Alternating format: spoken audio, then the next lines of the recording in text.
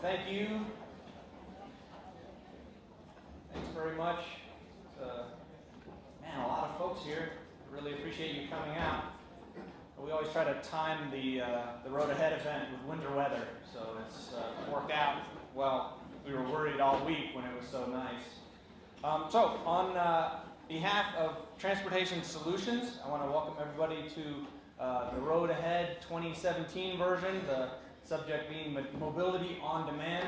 My name is Chris Nevitt. I'm the City and County of Denver's citywide manager for transit-oriented development, and it's also my honor and privilege to serve on the executive committee of the Board of Transportation Solutions. Before we get to any other stuff in the agenda, I really want to thank our sponsors, without whom this would be impossible. We have 4 presenting sponsors: the Cherry Creek Area Business Alliance, who's been a great partner of ours, the City and County of Denver, naturally, the City of Glendale, which has also been a long-standing partner of Transportation Solutions, and the University of Denver. These have been pillars of Transportation Solutions world, and we thank them so much for being such steadfast partners of Transportation Solutions. We also want to thank our platinum sponsors, also of which we have 4. AAA Colorado has been a great supporter of Transportation Solutions, Denver Union Station, the Denver Regional Council of Governments, and the Regional Transportation District. So also great partners of ours for many years, and we thank them for making this event possible. This has been an exciting time for Transportation Solutions. I just want to tell you a couple of things about what we've been doing before we get to the program. In addition to the regular ongoing outreach to employers and the community, we've got some great stuff in the pipeline for 2017. The city's general obligation bond. We've been raising independent money to fund the preparation of concept level designs for some of the worst intersections along Bucktail Boulevard, and getting those into the bond funding conversation for 2017, which you'll see on the November ballot. And we're working with the Cherry Creek Area Business Alliance for concept level redesign of First Avenue in Cherry Creek. First Avenue, one of everybody's favorite. Choke point. We're also preparing to release an RFP, and this is really exciting, for the Cherry Creek DART, our demand responsive ride-sharing service for getting to and from Cherry Creek. Now, Lord knows it's easy to get through Cherry Creek and there's parking everywhere, so we don't know if we'll get a lot of activity on this, but hopefully it'll be successful. And we're also working with DU on some really innovative first mile, last mile solutions to better serve the University of Denver and the surrounding community. So you'll be hearing about all that later this year. So I want to bring up a good friend of mine, Paul Cashman, to say a few words and also introduce Mr. David Greenberg from University of Denver. Paul Cashman spent 3 decades publishing the Wash Park Profile, 3 decades covering the issues and events of importance to the citizens of South Denver, and now he is making those important issues and events for the citizens of South Denver because he was elected to represent District 6 on the Denver City Council. So help me welcome Mr. Paul Cashman.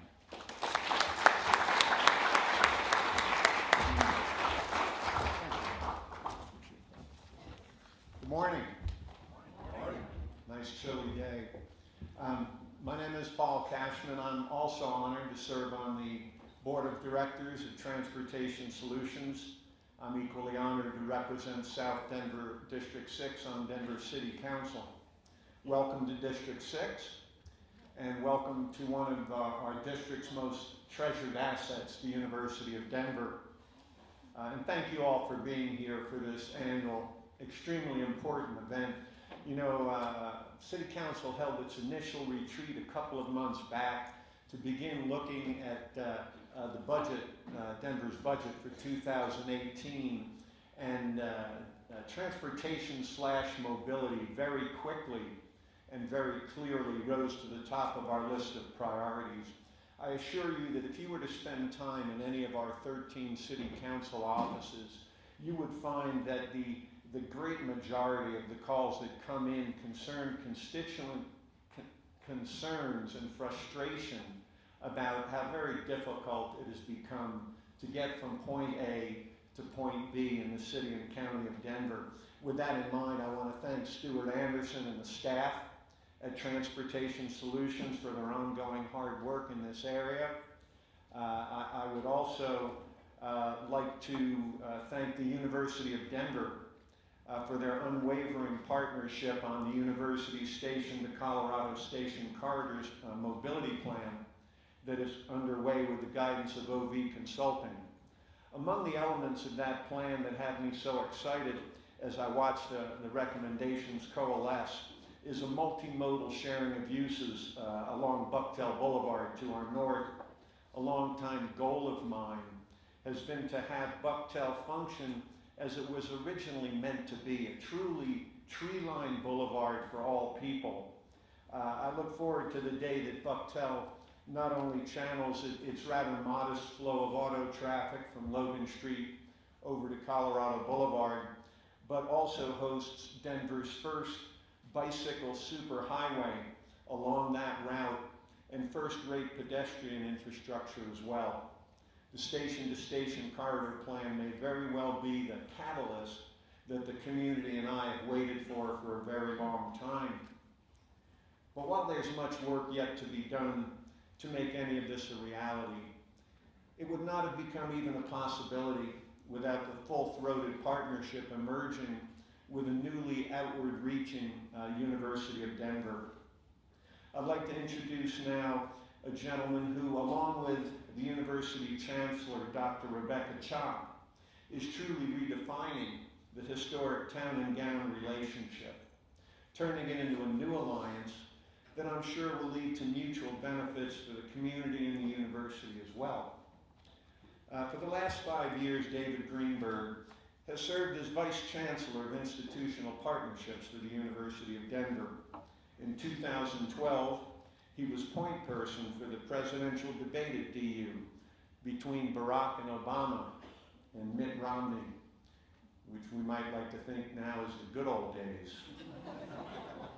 Today, his focus is on collaborating with academic institutions, industry, government, and NGOs to create and expand programs that strengthen the strategic mission of the university. David currently serves as chair of the campus master plan, incorporating the university campus as well as surrounding neighborhoods. In his previous life, David was founder of the Denver School of Science and Technology and served as the first board chair of its successor organization, DSST Public Schools. Will you please join me in welcoming the University of Denver's Vice Chancellor for Institutional Partnerships, a good friend, Mr. David Greenberg.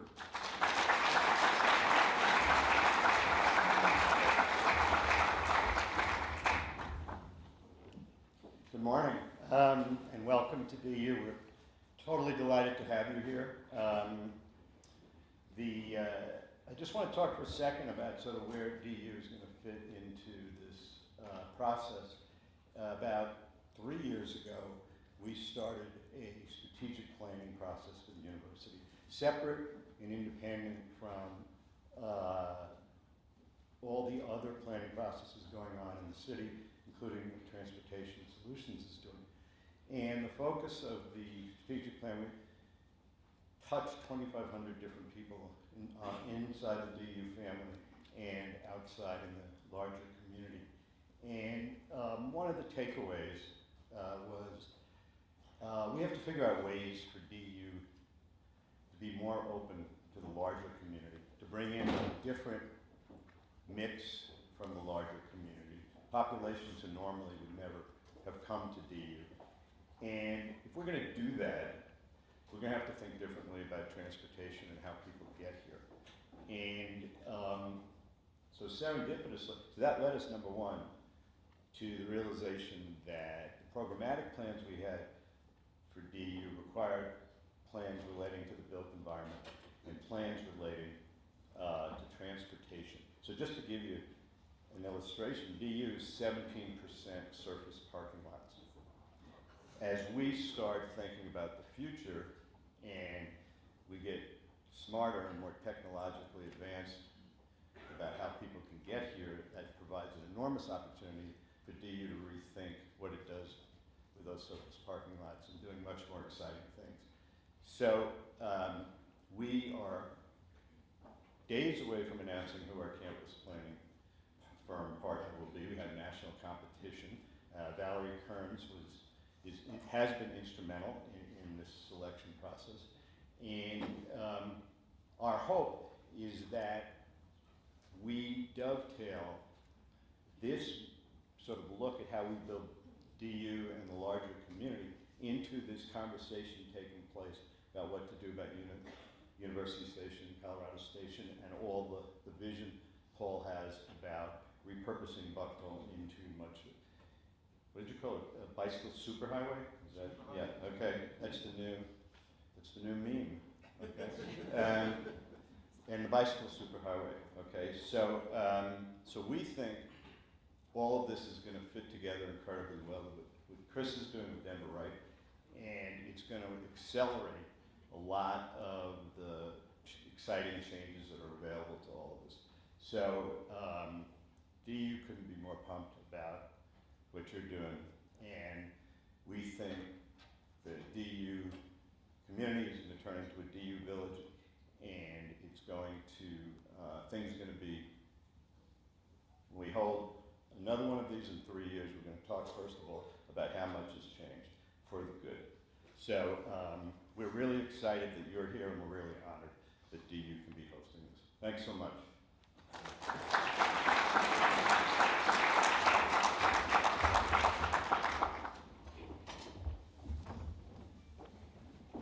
Thanks, David. It is amazing what DU is doing, and I think under the leadership of Chancellor Kopp and Mr. Greenberg, we're going to see some amazing stuff happening at DU. So, in this part of the program, we just want to acknowledge, recognize, celebrate a few of the great partners that we've gotten to work with over the course of the year. We have extraordinary partners we work with. We work with governments, we work with employers, we work with property managers, community groups, schools, nonprofit organizations, and they're all such great partners, but some of them really, really stand out. Where is Bill James? Mr. James, come on up here. Bill James is going to help me give out these awards because they look light, but they're actually incredibly heavy, so it takes two of us to hand these to anybody. So the first award, the Transportation Solutions Community Leader Award, goes to South High School.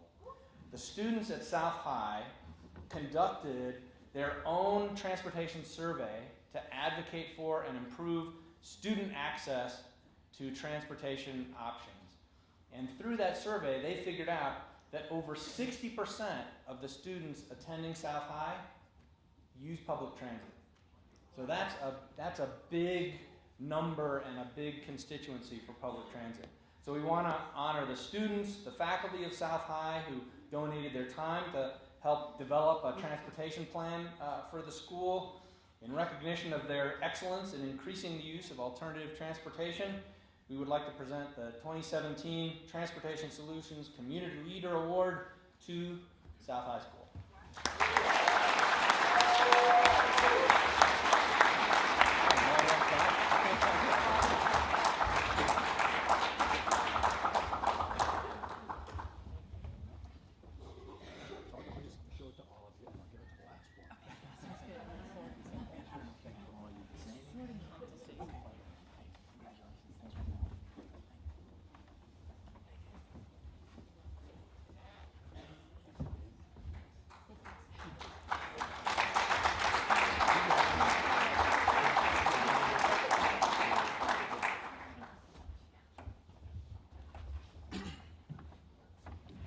How's everyone doing? In order to reiterate what our precious Mr. Nevin just said, I am Sordom Dia, first of all. I am a senior at South High, and I love South. It's a great school, and I was privileged to spend all 4 years there. And as a person who went to South, I saw that a lot of people wanted to go to South. So just step back for a moment and imagine yourself. Imagine wanting to go or get something and you don't have the opportunity to. Over 300 kids take our bus line, RTD, every day to get to school. And usually they come from a farther part in Denver or Aurora. And we saw that they wanted to come to our school because it was a great school. And RTD was going to shut down bus 11, and that was going to be a serious problem. And we want to give back to our community that so richly gave back to us. So we decided that we needed to take this on as I guess we are committed to doing so.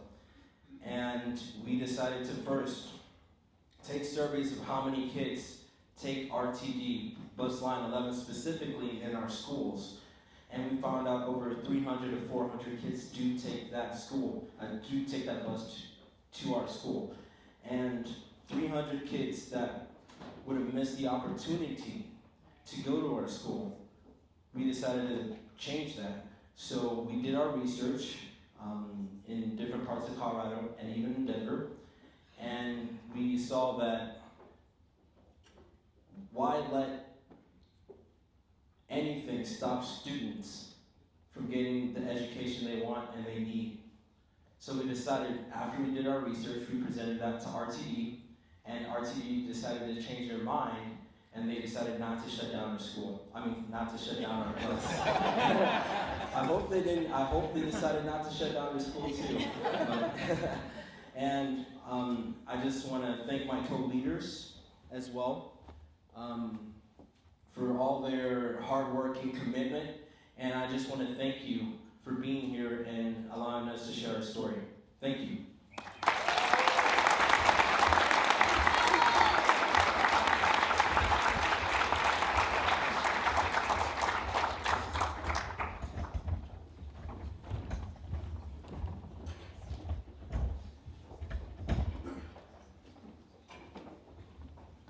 So, because these awards are so heavy, and Mr. James had a tough time handing that one over by himself, we've invited up to the stage Sonrisa Lucero from the City and County of Denver's awesome Mayor's Office of Sustainability. So she'll be helping us hand out these awards as well.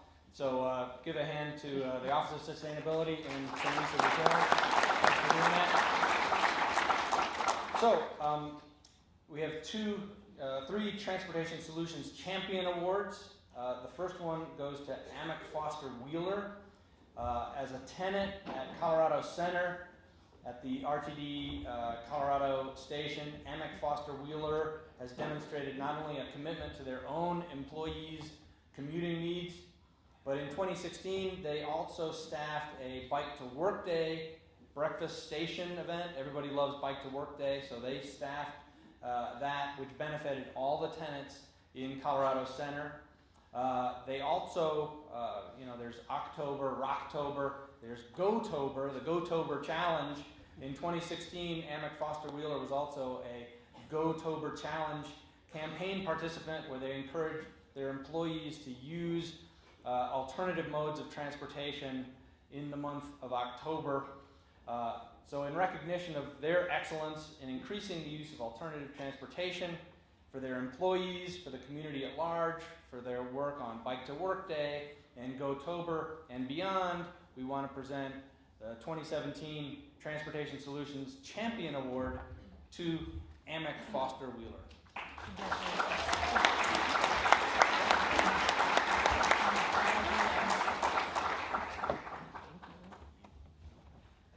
Thank you, and congratulations to South High.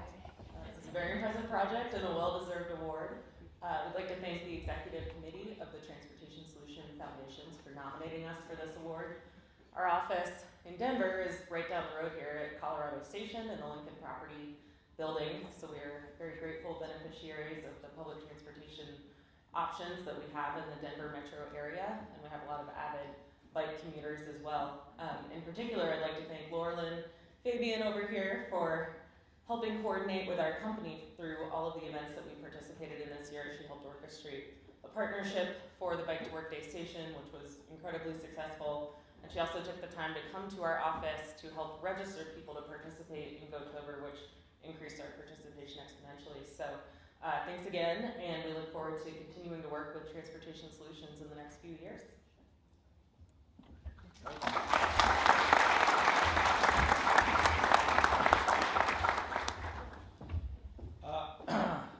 Our next Transportation Solutions Champion Award goes to the University Park Community Council.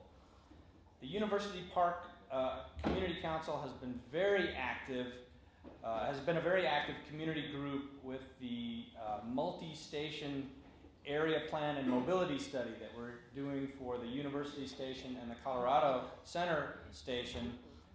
It's a planning process that's a partnership between Transportation Solutions and the City and County of Denver. University Park's leadership has also conducted their own survey regarding residents' transportation needs. They surveyed over 200, or they got over 200 responses from their community. So in recognition of their commitment to sustainable transportation in our community through their participation in the station area study and through their resident transportation survey, which was incredibly helpful for that study, we want to present the 2017 Transportation Solutions Champion Award to the University Park Community Council.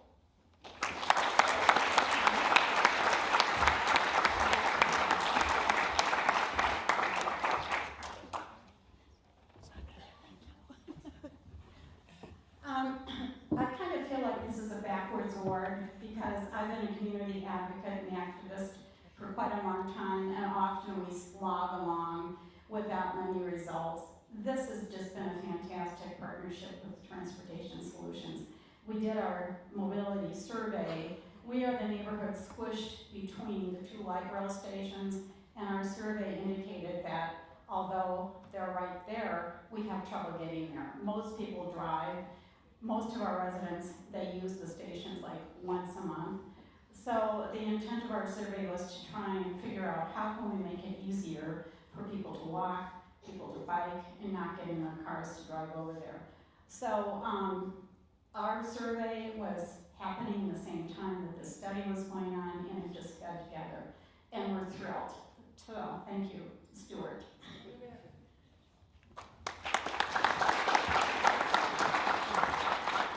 From the overview side of it, a year ago I attended the first transportation meeting here with Stuart Anderson, et cetera, and called the road ahead. And I was very kindly invited by Laurelyn Fabian to join me on lunch, where I then met Chris Nevitt, Stuart Anderson, and a number of other people, Councilman Cashman, and found that we could get pulled into the process. And I have found that the entire group, OV Consulting included, have used their ears for more than propping up their sunglasses. And we really thank you. And I hope that we find ways to encourage people to use multi-modes of transportation and get them to use light rail more. Thank you.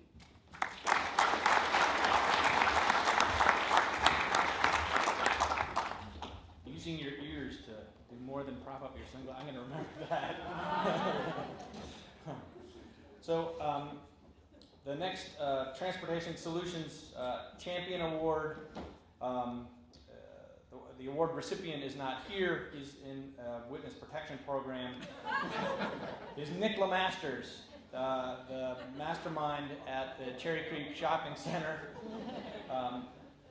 Nick has just been an amazing person. He's been a visionary, catalyst for a new way of thinking about transportation and parking, and a very brave person as well. So he managed the rollout of the new parking system at the Cherry Creek Shopping Center. very sophisticated, very advanced, but needless to say, any change generates conflict and confusion. He has personally dealt with every single complaint that's come in, and they've made that system better and better. And he's stayed the course, gotten it done, and I think we can say that the Cherry Creek Shopping Center has been transformed by that move from a suburban shopping center to an urban shopping center. Cherry Creek Shopping Center is now an urban shopping center, and Nick Lemasters is the catalyst of that. So in recognition for his commitment to sustainable transportation in our community through the implementation of innovative parking solutions, we want to give the 2017 Transportation Solutions Champion Award to Nick Lemasters, General Manager at the Cherry Creek Shopping Center, and somehow we'll figure out how to get that to him.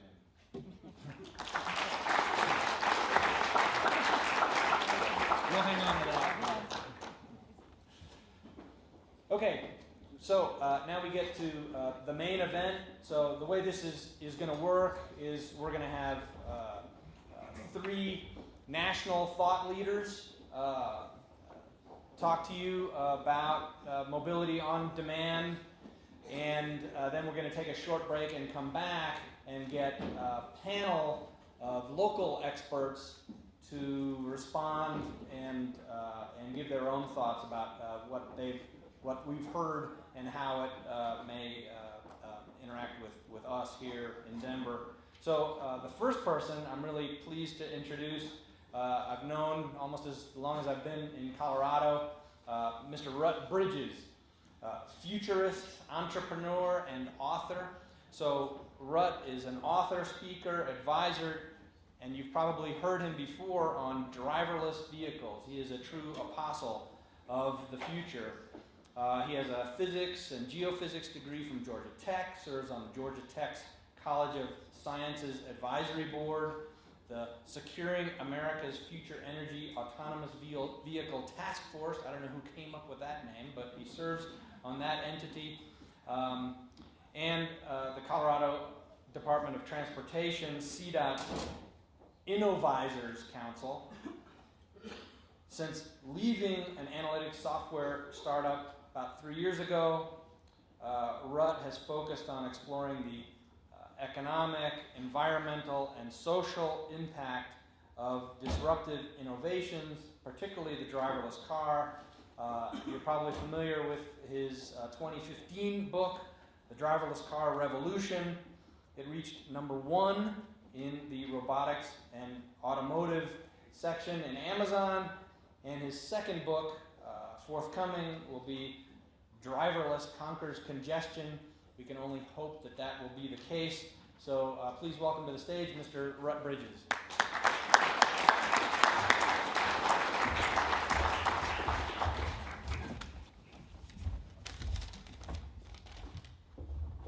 I like to move around a little bit. It's harder to target someone when they move.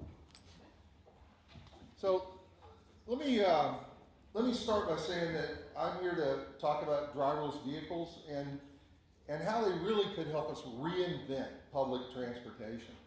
I come from mostly a startup company and a venture capital background, and I'm convinced that new ideas will succeed or fail based on the economics of those ideas and whether they're compelling to people, especially to consumers. I believe that on-demand driverless car services and small driverless buses are compelling, and I'd like to share with you today why I believe that. And I also mentioned I have no investments in any of the companies that I'll talk about.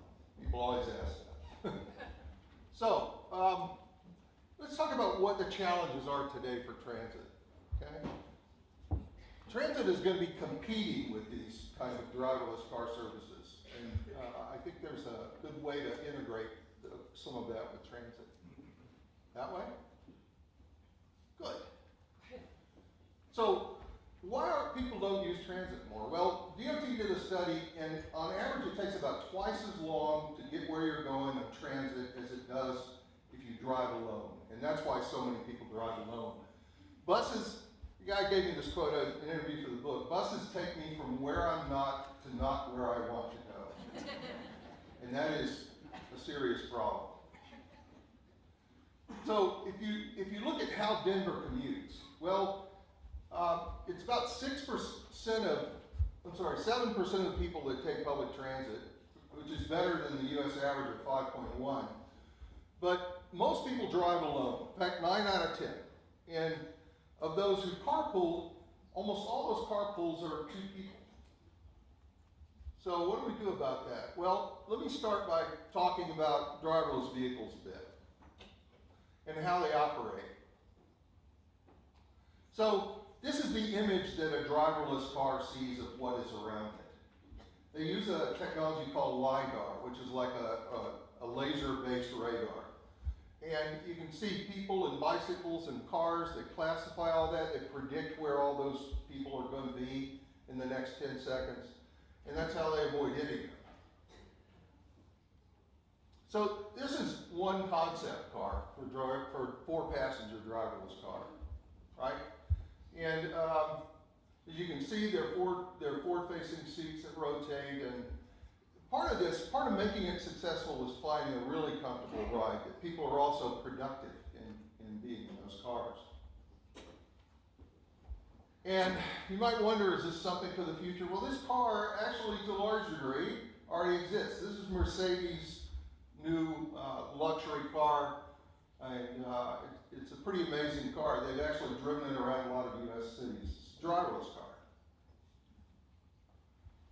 So here's the question a lot of people a lot of automakers have been facing. And the question is the transition, the pivot of their business. And Ford, I mean, not a new startup, right? Ford is basically, their CEO Mark Hill said, we need to become a mobility company and not just an automaker. And they're putting their money where their mouth is. $4.5 billion committed to the electrification of vehicles. And Ford Smart Mobility has been started in Silicon Valley by Ford. And they're focused, among other things, on mobility services. And they just spent $1 billion to acquire a startup that mostly consisted of 2 very smart guys with a great business plan. Amazing.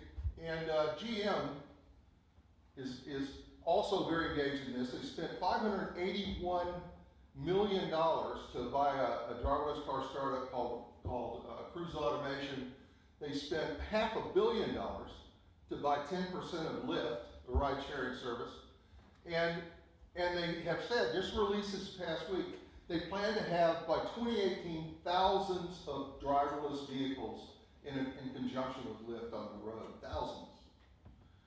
And a number of other companies are also investing heavily in this technology. So, where are we? Well, we actually have 2 companies. This is a little MIT startup called Autonomy in Singapore. And they started services with driverless taxis in August of last year, and beat Uber to the punch, who in a very short time after started their own services. But Tesla's planning on delivering driverless vehicles. Google's kind of hard to get anything out of it. Actually, now they're saying by 2017, this year, late in the year, they're going to start doing some driverless services. And GM and Lyft, as I said, Ford, you know, it's happening across the industry. When I wrote the book about two and a half years ago, it's amazing from that time to today how much the major automakers have gotten into this business. So one of the main reasons is they see the declining cost in a lot of these technologies. So one of those costs, am I pointing this in the right place? Okay. That LiDAR that was on the first Google car cost $75,000. And at CES, and the big consumer electronics show, this company introduced this device for $250 that covers, you need about 4 of these to make a driverless car. But look at that. I mean, an amazing decline in cost. And batteries have been the highest cost item in driverless cars. What's happening with battery costs? Well, if you look back to 2010, it costs about $700 a kilowatt hour for a battery. And today it's about $145, it's predicted to be by 2020, $100. The rate of decline of battery cost is amazing. And this Panasonic Tesla Gigafactory expects by 2018 to be producing as many lithium-ion batteries as are used today in all these automotive applications. Just that one factor. So why are these going to be electric vehicles? Well, you know, it is basically because of money. If you look at the price drops and all the things that go into electric vehicles, within 10 years they're going to be cheaper than gasoline cars. In fact, if you look at the cost, at 35 miles a gallon, if we could get gas for $2, it would cost 5.7 cents a mile to operate those vehicles in a car service. And if you can get up to about 265 mile range, which is not too far down the road that you're going to see that, then you can recharge in the middle of the night at industrial rates of electricity. And at 5.7 cents or 7.3 cents a kilowatt hour and the 0.2 kilowatt hours a mile, your fuel cost is 1.53 cents a mile. Gasoline would have to get down to 53 cents a gallon to be able to compete with electric at that point. That's why it will be electric. Not for the environment, for the money. So, I think there's a real great opportunity for public-private partnerships around transit. And basically, if you look at the economics, you can produce a four-seat vehicle, you can operate it for 25 cents a mile. And if you ride share, it can be as little as 6 cents a mile for the use of that vehicle. A two-seater is about 18 cents. And being from a startup company background, I built a business plan around this. That it also includes a 25% pre-tax profit for whoever operates that business. And there'll be a lot of companies getting into this business. Other studies have come up with similar sorts of results. So how do we transform public transit? Well, let me show you some ideas. I'd like to.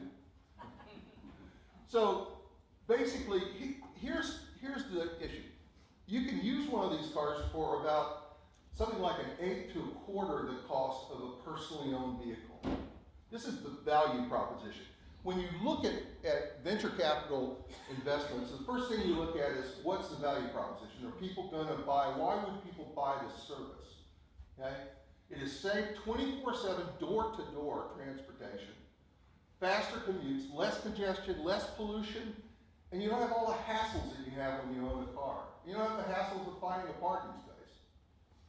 And so what you do is you sit in the back and do whatever you want to do. It is a very low stress environment for getting from where you are to where you want to be.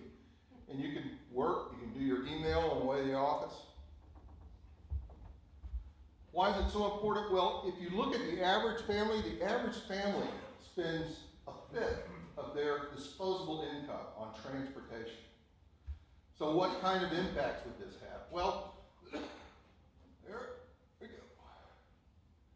So if you look at the cost of operating a car, people say, I get this mileage and this is what gasoline costs. It's not the cost. The cost is depreciation and taxes and insurance and a whole lot of other things. Basically, you can say, if you just take one of these and buy yourself, you can save almost $6,000 a year. And if you're willing to ride share in this car, over $7,000 a year. That's a pretty compelling argument. So there are a lot of other pieces that go into this. If you have to park downtown, the average cost of parking is about $140. You're basically looking at $1,700 a year you save there. If you value your time that you're gaining by having that free time, that's another $2,000 a year, even at $10 an hour. And if you look at the cost of congestion, Denver-Aurora congestion, Texas Transportation Institute does a lot of work on this, and the cost is estimated to be over $2 billion, the negative impacts on business and industry and people from congestion. So, what about low-income communities? Well, all of a sudden you will be able to get 24/7, no bus schedules, services for far less than a bus ticket. Furthermore, you will also have faster commutes, and you'll save all that time, and you will be able to spend more time with your families. You'll be there for dinner. And transportation is a key part of being able to get a good job, having solid, reliable transportation. And that on-demand transportation is very important for seniors. And you know, basically, I look forward to giving up my keys without giving up my freedom. And mobility is a big part of freedom.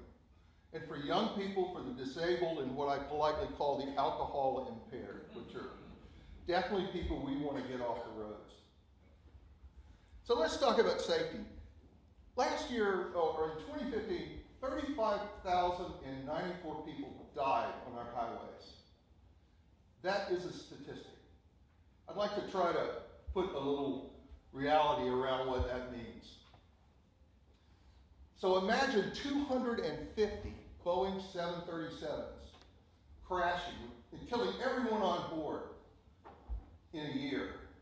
One every weekday, 5 days a week. That's what it takes to get to 35,000 deaths. We'd be in an uproar. In fact, if you look so far in the first 16 years of this century, we have already lost more people on our highways than we lost in every war that America's fought since 1900. It is a slaughter on our highways. And 94% of those accidents are due to the 4 Ds, as Volvo calls it: distraction, drowsiness, drunkenness, and driver errors. And studies have indicated that we can reduce the number of deaths on highways by 90% with driverless cars. So let's get to public transit. How do you recreate public transit? Well, here are the economics on bus tickets. Most people think their bus ticket pays for their ride. That is not true. Their bus ticket pays about 21% of the cost of a ride. It's called fare box ratio. The subsidies of that amount to about $9.78. So if you had $9.78 to work with, what could you do with that money? Well, you could actually, where are we going here? You could actually provide 9 free carpool rides for that and for that single bus subsidy. And you'd still have $1.68 left to create a shuttle service to light rail with that money. And here's kind of an idea of how that would look. It would pick you up at your house. You'd basically be able to summon it in 3 minutes. It shows up and takes you there. You can schedule it and deliver you just in time to catch the ride you need to get where you're going. So how do we beat congestion? This is what I've been researching for the last year or so. For starters, driverless cars, because they don't have as many accidents, you don't have as much congestion from those accidents, and we won't have to have as much road construction to expand our highways. These connected vehicles, because they're all talking to each other, instead of throwing more cars into that traffic jam, they'll be able to route around the traffic jam. People won't be driving around looking for parking. And they can do this thing called platooning. This is kind of hard to imagine, but it's actually been done already with 18-wheelers. And as well as driverless cars. Because the cars are communicating with each other, when the first car slows down or speeds up, within a millisecond, every other car in that platoon is matching that change and maintaining a very even distance between the cars. What does that look like? Look at all the space between these cars. Look at a platoon. That's a huge difference in the number of people that you can move in a single lane. In fact, in a single lane, you're able to move about 5 times as many people as in a conventional single lane. So HOV lanes for platoons. Let me close by saying that truly compelling technologies can have very rapid adoption rates. And a lot of these technologies are coming on very quickly. So what do I mean by that? Well, mobile phones are compelling technology. This is This is what it looked like in 1997 in the world. And we were at about 20%. Europe was less than that, except for Scandinavia.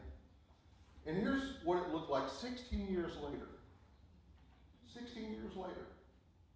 Some of these places have over 100%. Why? Because people are carrying 2 phones. How fast will this technology propagate? That's really one of the most challenging questions in all of this. Prices are dropping. When are they going to really hit that tipping point? May not be too far in the future. How fast could a reinvented public transit system grow? We reimagine what we're going to do and how we're going to deliver those services. I'd like to see public transit carry at least 4 times as many people as it's carrying today. And it's possible. The technology's coming. And it's a matter of anticipating it and figuring out how we're going to integrate it into our own environments. Thank you very much.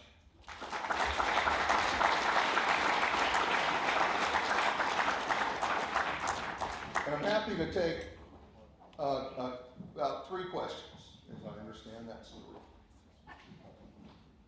Clarifying questions. Yes? I'm just wondering, what makes you think that all of the people who drive alone now are suddenly going to want to get 4 people in one car? I don't think it's necessarily all going to be 4. Sometimes it'll be 2, sometimes it'll be 3. In fact, I think it's a mistake to go beyond 3 because you have too many stops. If you have 3 people in a car, you have an average of 1.5 stops. But part of it is economics. I mean, frankly, the average income of the people, a lot of the people in this room is a lot higher than the average income of the people in the city of Denver. And I think there are a lot of people that for a free ride, especially during rush hour, there's a lot of people that would buy into that if it really is a convenient service. And I tell you, driving alone is no joy to me during rush hour. I'd rather sit back and do something else. Do you carpool now? I do not carpool. Why not? Why do you carpool then? I have an electric vehicle and it's easier and faster to get there if I drive alone. That's why everybody who drives alone, that's everybody in this. I don't want to get in a long discussion. I'd love to talk to you about it afterwards though. But I believe that economics can be very compelling. If you're just spending $8,000 a year to drive your car, then getting a free ride is pretty compelling for a lot of people. Yes. Oh, come on, guys. So given how quickly this might come on, what would be the implications for regional planning and road building, CDOT investment?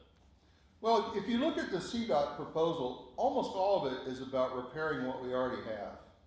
I think there's some need for changes. HOV lanes could make a big difference in congestion, but the CDOT, what we may see as a ballot initiative, it's a lot more about fixing what we've got than it is really solving all our problems. Can you imagine trying to build another, having another project basically to add a lane in the middle of I-25 all in town? We don't have the room. Cities don't have the room. The geography prohibits it. Yes?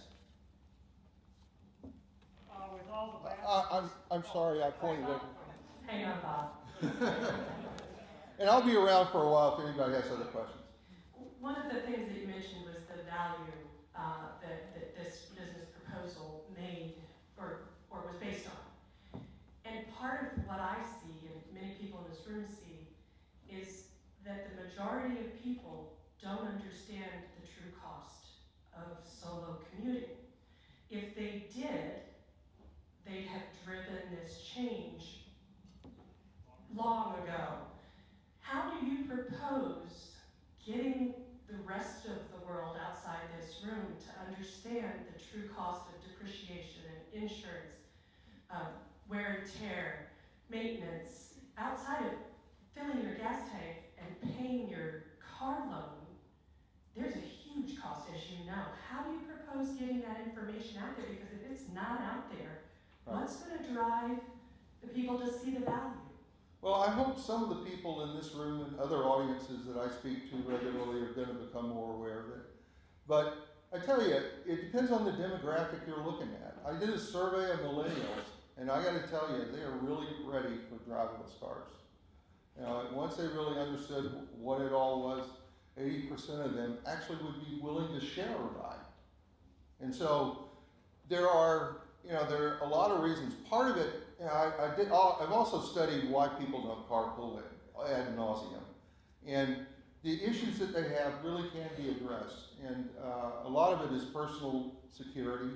A lot of it is just that it is a hassle to be in a carpool. But if all that is arranged for you, you just say, here's where I want to go. I'll take a free ride in a carpool, and the car shows up in 3 minutes.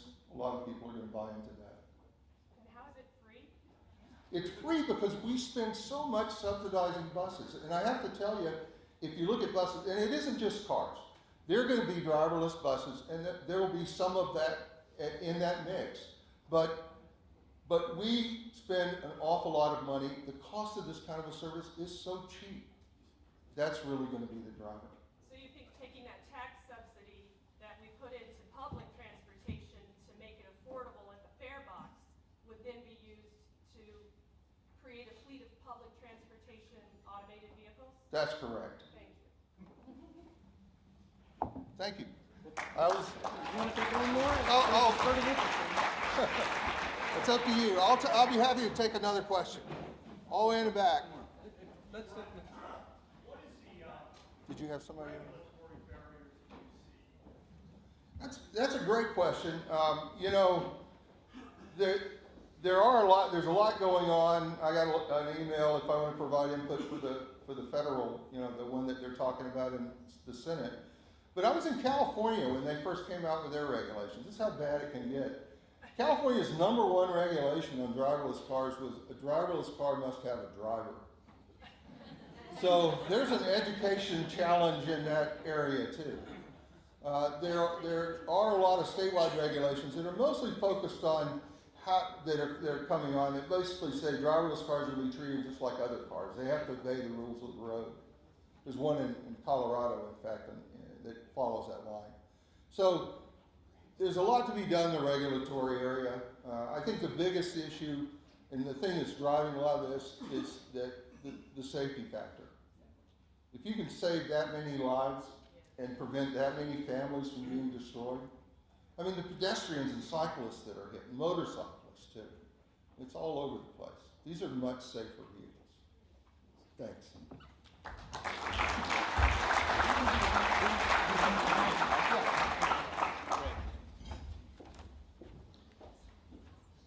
That is so stimulating. There's so many questions. I was going to take advantage of having the mic and ask my own question, but I'll save it for lunch and move on because we have two more really fascinating people. So the next person I want to invite up here, another national thought leader, is Will Moore, who's product manager for Bridge, B-R-I-D-J. You know it's a technology company because it spells a word that doesn't actually exist.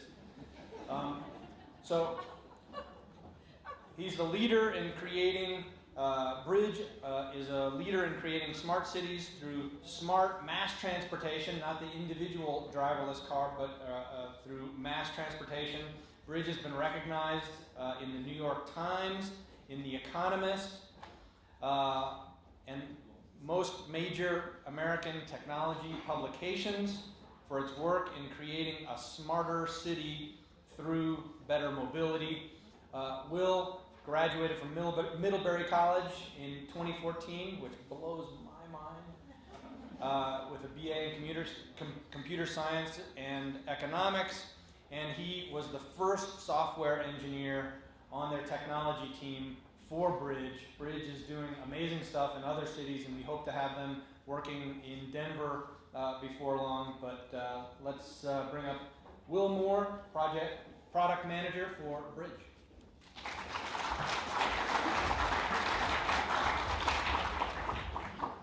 Hello, everyone. Thanks for being here. Thanks for Transportation Solutions for organizing this event.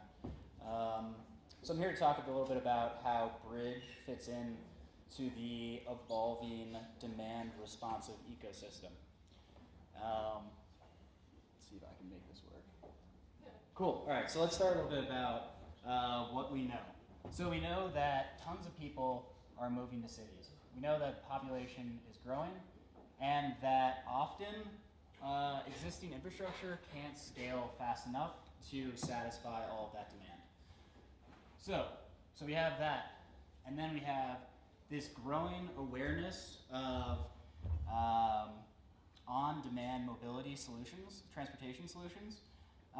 So it's actually providing an alternative solution to getting around a city.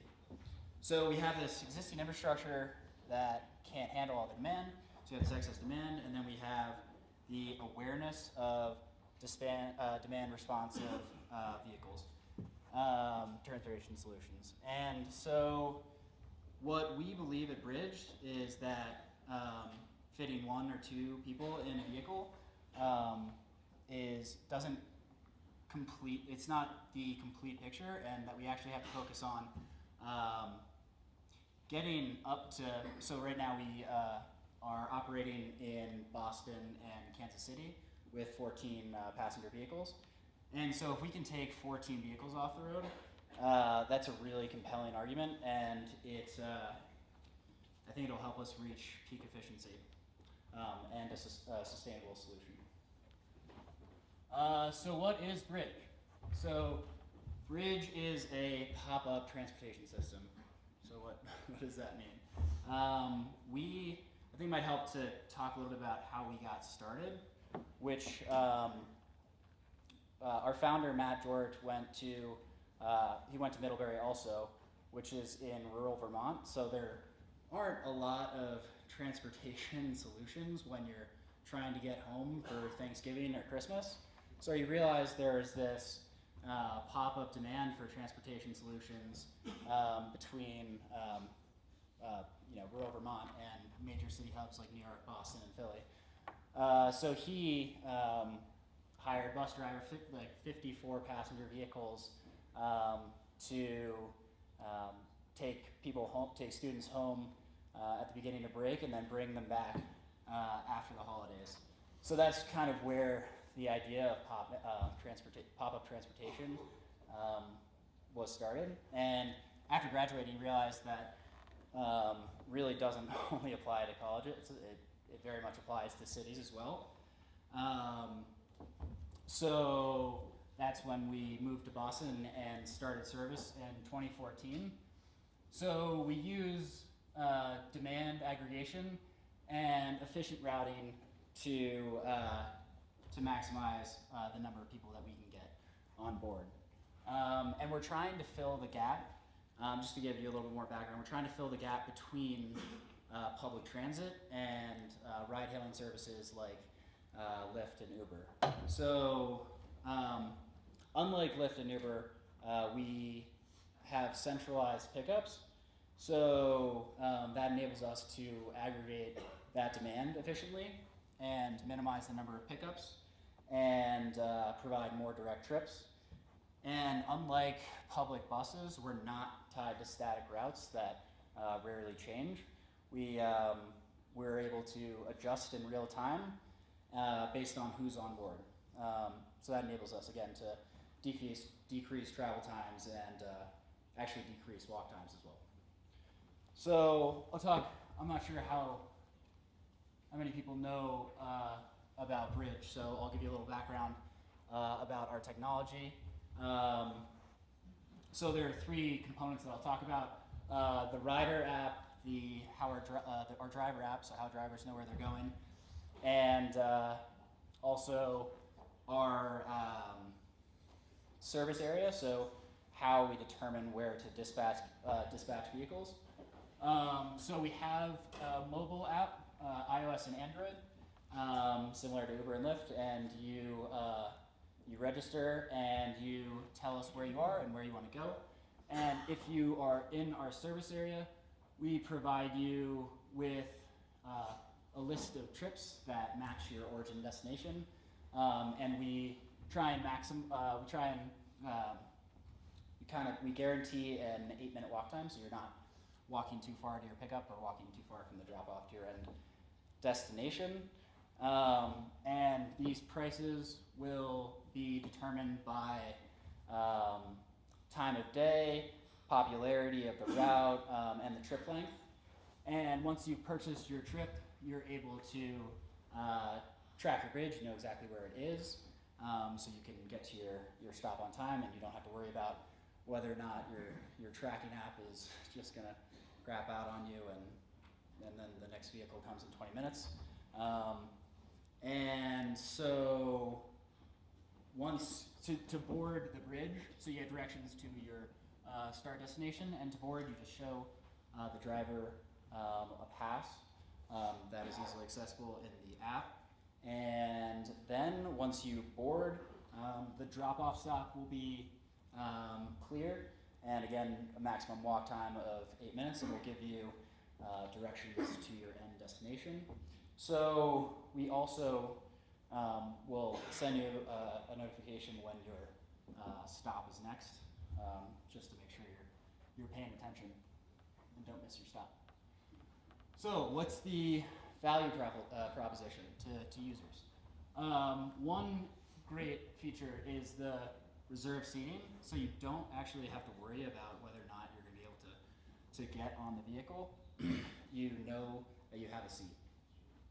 The next is the vehicle tracking that I talked about earlier, which is nice because you don't have to worry about whether or not it's going to show up. You know exactly where it is. And then, so the express service. So again, the aggregation on the pickup side, right? So we don't have to worry about picking 14 people up. We ask them to walk to a centralized pickup location, so we'll have a maximum of 1 to 3 stops.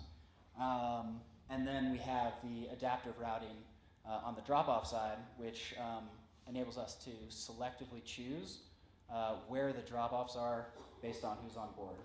So we're not tied to static routes. We actually can dynamically route vehicles.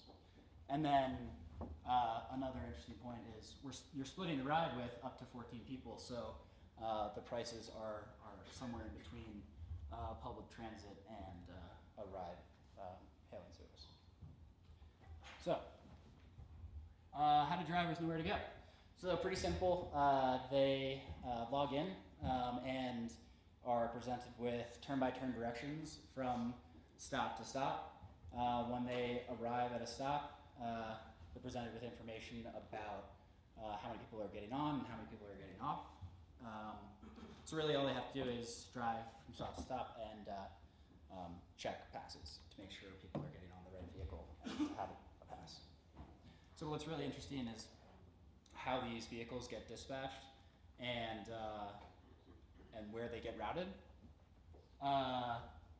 So how do we determine service areas? So before, and again, we're currently operating in Boston since 2014 and Kansas City since 2016. So before a launch, we have we have a data science team that analyzes a number of different sources to target areas that are in need of transportation. So that means high demand and that are poorly served by current transportation solutions. And then, so once we are launched in an area, that's when we can do some really interesting stuff. That's when we start to evolve because we have actual data on where people are, where they want to go, and so where they book trips, and also the number of people that haven't booked trips, so we can start to determine some pricing. So we can expand or contract service areas once we start gathering this information. We can adjust pickups and drop-offs, and we can increase or decrease the supply of vehicles, all based on actual data. So just want to step back for a second and talk about why this is really important. So the Who's on Board study in 2016 points out what people really find important in public transportation. and that's decreasing transit time and increasing frequency. So by creating more direct routes and decreasing trip times, which is our goal at Bridge, we're actually addressing the increased frequency issue, because if we can provide more if we can shorten trip lengths and we can increase the number of trips served per vehicle per hour, and that results, if we keep the number of vehicles constant, in an increase in the service frequency, which is really interesting. So,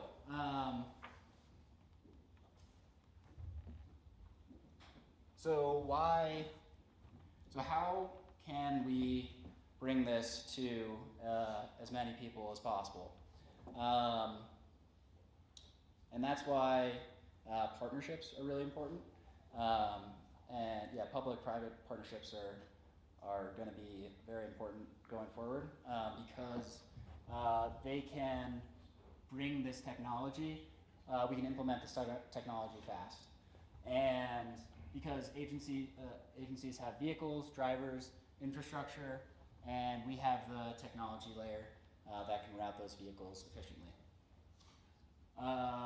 So we are doing this right now with the Kansas City Transit Agency, and which started in 2016. So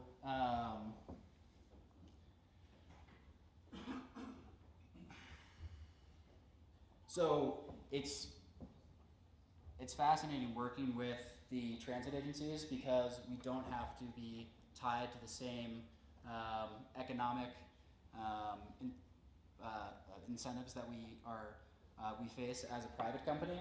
So we work with the agencies to determine those service areas to ensure that they're comprehensive and serve everyone that they are intended to serve. And working with them is really important because it helps us inform future partnerships. And adding this demand responsive solution to their toolbox is really exciting. And it helps us collect that valuable information about what people want in transportation solutions. And I think these technology, these private public partnerships will really become commonplace in the future. Which brings me to something I want to talk about. I worked on this proposal that was really interesting to me. Actually, next slide.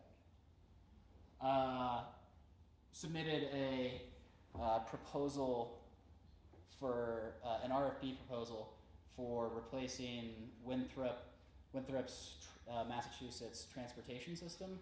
The MBTA put out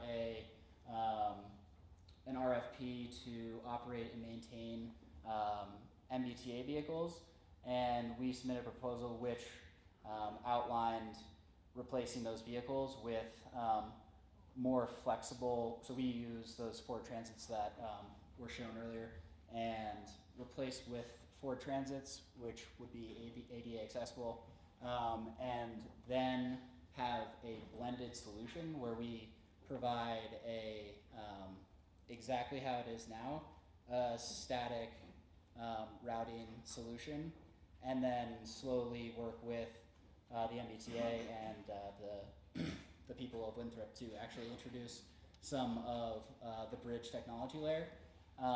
And because we would be working with a public agency, we would have to, so let me step back for a second. The whole purpose of the event is to talk a little bit about how mobile technology has awakened a demand for demand-responsive transportation solutions. That doesn't mean that only people with smartphones should be able to access those transportation solutions. So we just think it's sparked that interest and has created the market for it. So by working with a public agency, we would kind of push ourselves to solve the problem, to bring demand-responsive solutions to more people than just smartphone owners. And I think that's all I have. Thank you.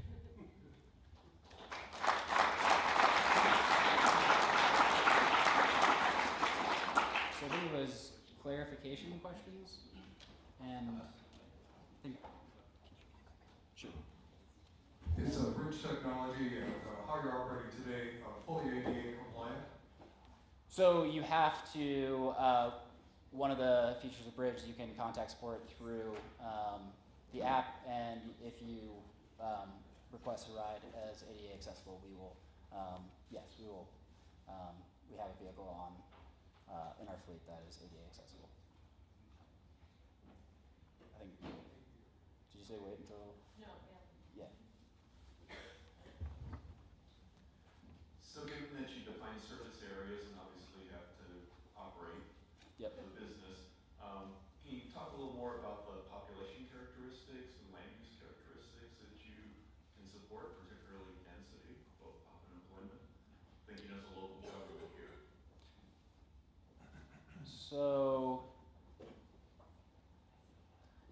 So the demographics absolutely go into the pre-planning of an area, of our service area, which is, yeah, unfortunately, as a business, like have to take those factors into account, which is another reason why, personally, I find the public-private partnerships so fascinating, because we're not tied to those same economic returns. So I think that is a big, yeah, that's a big factor. But you must have some rule of thumb. I mean, obviously you're operating, Boston is dense. Yeah. Kansas City probably not so dense. Right. What kind of suburban environment could you potentially operate in? So really it's a tough question, because really the only factor is whether or not we can fit 14 people in a vehicle. So it would depend on a number of, yeah, I'm not positive. Let's see. I'm not sure. Any other question? Do users use Bridge in conjunction with a bus or a train trip, or is it in place of a bus or a train trip from, in whatever's called in Boston, it's a Boston Transit Agency? So we provide direct trips, so it would replace your whatever transportation solution you're currently using. But we like to position ourselves as being supplemental to public transit agencies, because there's no way we can compete with a light rail system that provides direct transportation. But we can, again, that's why the public-private partnerships are really interesting, because we would like to ideally partner with those agencies to make buses more efficient. Will, Yes. one of the values of the door from your door to the end point is being able to take a package, a suitcase, go to a shopping center, maybe people here will combine bicycles as well. Is that available with Bridge? Not currently, but again, I think that Bridge isn't the only answer. I don't think, I think if you have those unique needs, then you have to plan appropriately, right? So if you need to fit a suitcase in a vehicle, maybe you get a point-to-point ride-hailing service as opposed to walking to a Bridge stop.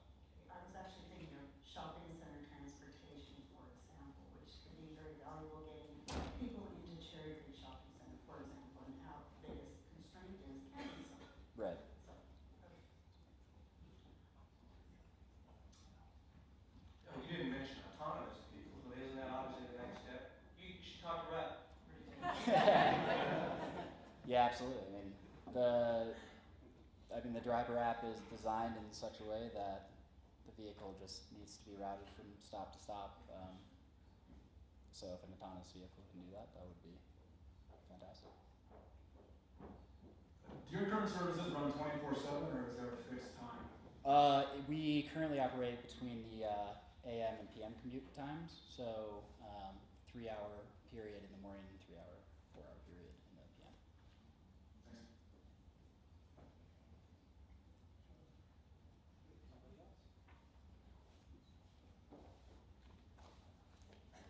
What is the ridership say in Kansas City today?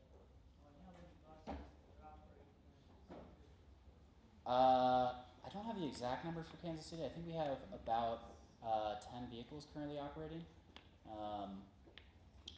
I can get back to you on that if you'd like to talk afterwards. And the ridership? Again, don't have the exact numbers on that. Don't have to be exact, how many buses? Really? No idea. Yeah, I'm not. I know it's growing. He's on the technology side. Yeah. Thanks.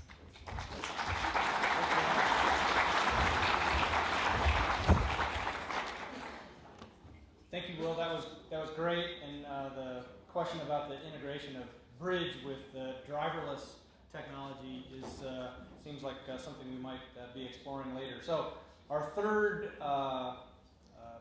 national innovator and thought leader to come up here and talk with you before we take a break is Emily Castor, who is the Director of Transportation Policy for Lyft.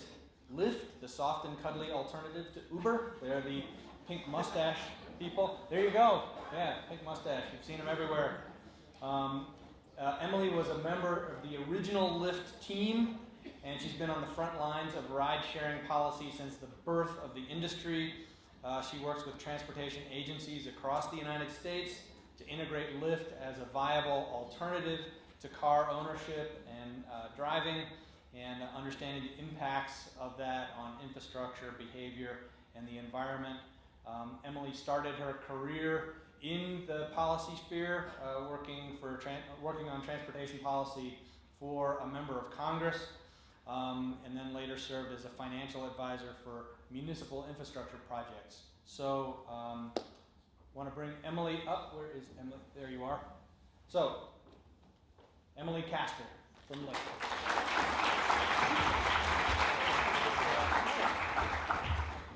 All right, hello everyone.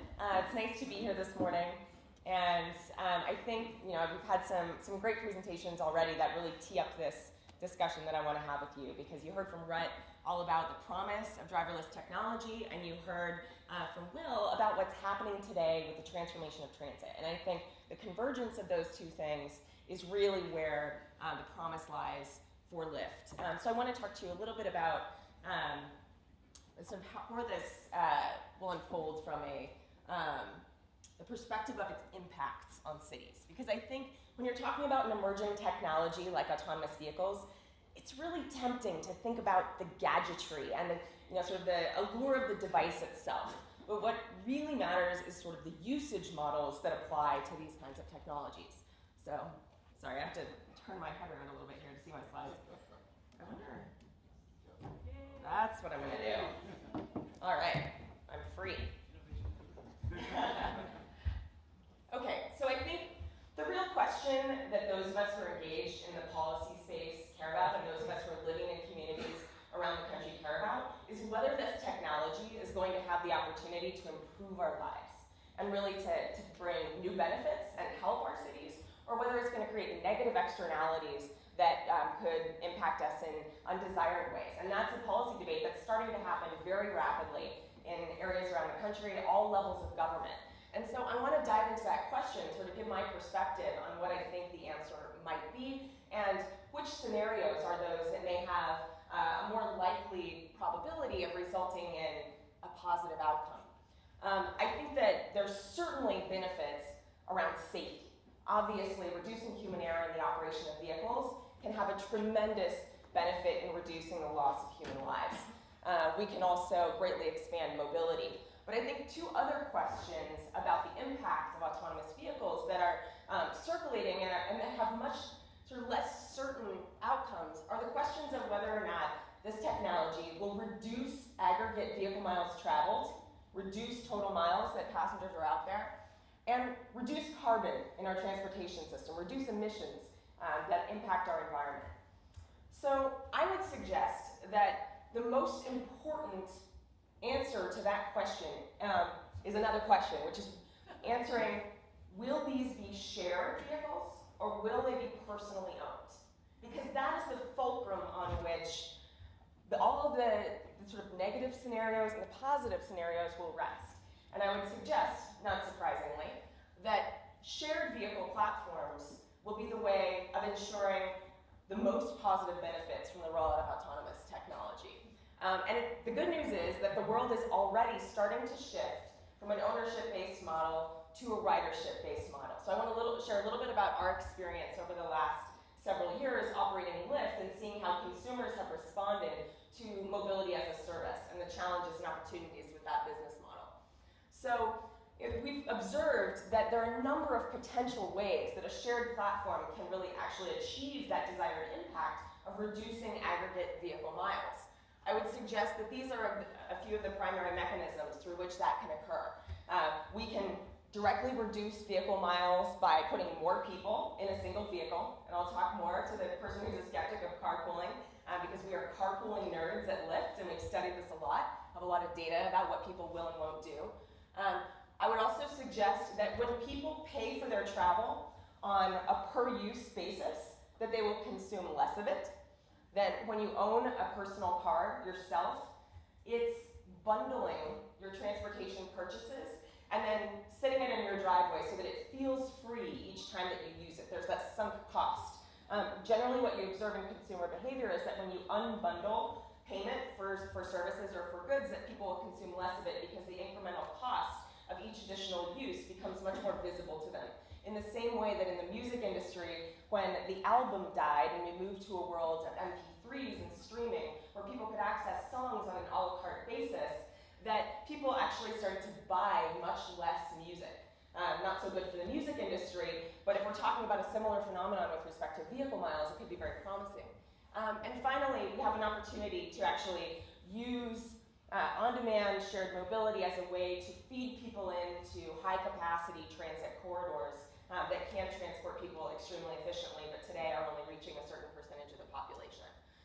So we have a lot of slack in our transportation system today that is resulting in this incredible inefficiency. We have really poor utilization of the vehicle asset itself, and that it's only being used 4% of the time, and then even when it is in operation, it's at 20% occupancy. So by scooping up that slack, reducing that inefficiency, we definitely have an opportunity to reduce vehicle miles there. You've already heard the depressing statistics about how few people are actually choosing alternatives to driving alone today. And so the critical question is sort of whether we can offer something that's more compelling to that 76% of people that will encourage them to move to a model that has a much more efficient mileage footprint. Now, obviously, the reason why so few people do take transit today is because you can't get to jobs in a reasonable amount of time. And I think you've heard that from all of our speakers today, hammering home that it's not because there's not value in transit, but it's because the current model for delivering transit isn't well adapted to all of the kinds of environments where people live. High-capacity fixed-route services operate very well on high-demand, highly liquid corridors at peak times, but are very limited in their ability to offer a compelling alternative outside of those conditions.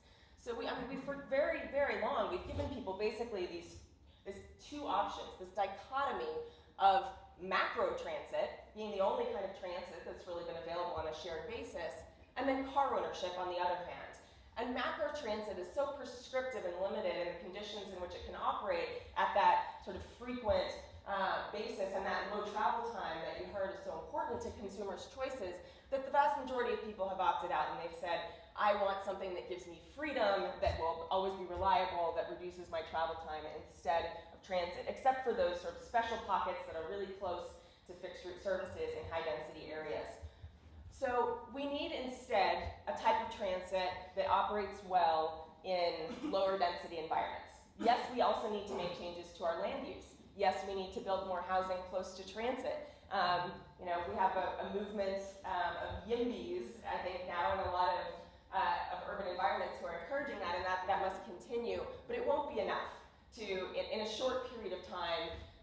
actually reach all of the people with existing forms of transit. The good news is that what we've learned over the last few years is that there may be a very compelling way to offer an alternative to this model and break up that dichotomy and give people something that's very different and very appealing. So I think most of you are familiar with ride sharing as Lyft operates it. Raise your hand if you've ever had a ride sharing ride from a transportation network company. I'll just assume it was Lyft. Okay. Very good.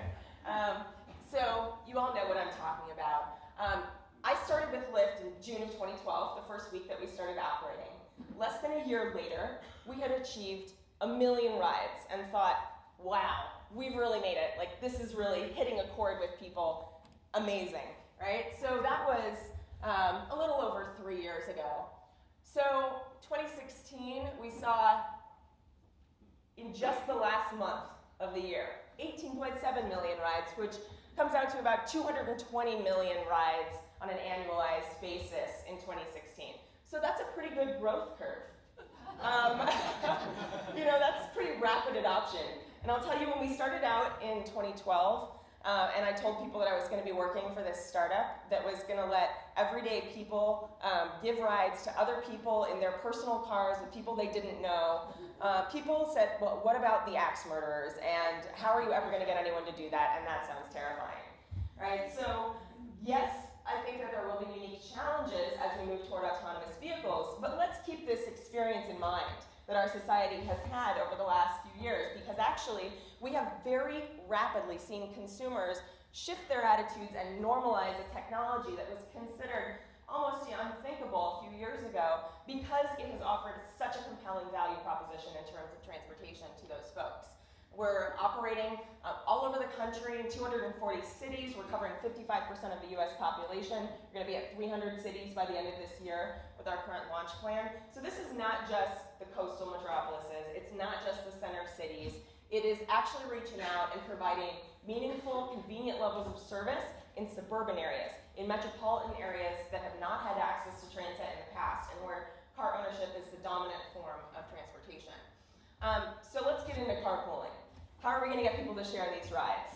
Well, we now have the opportunity to test that with an enormous number of iterations, and we've done that. So when we launched Lyft Line, a shared ride option within the Lyft app a couple of years ago, we were able to do that because we had achieved a level of ride density in our marketplace where enough people were taking rides in the same places at the same times that it was actually pretty likely that we could dynamically find 2 individuals, or even more individuals now, who could be matched up conveniently to share the portion of their route that makes sense.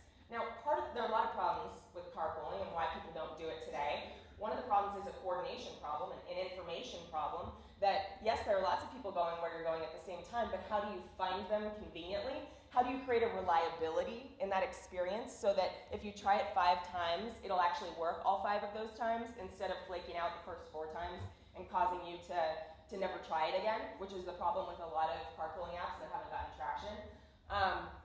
When you can create liquidity in a market that reliably delivers transportation in the way that Lyft does, and you can make sure that people are going to get that, whether or not we find a match for them, still we'll be able to promise that we're still going to send a driver, that creates an ingrained behavior. And we can offer a price advantage for people to choose that, and that is extraordinarily compelling.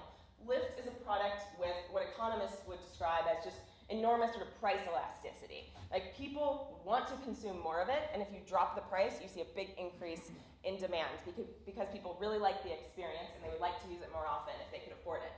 So when we can use Lyft Line to pair up multiple passengers, we can offer a lower price, and therefore people are going to take more rides, which creates a virtuous cycle, increases the volume of rides we have in an area, further improves our ability to create more matches and drop the price further.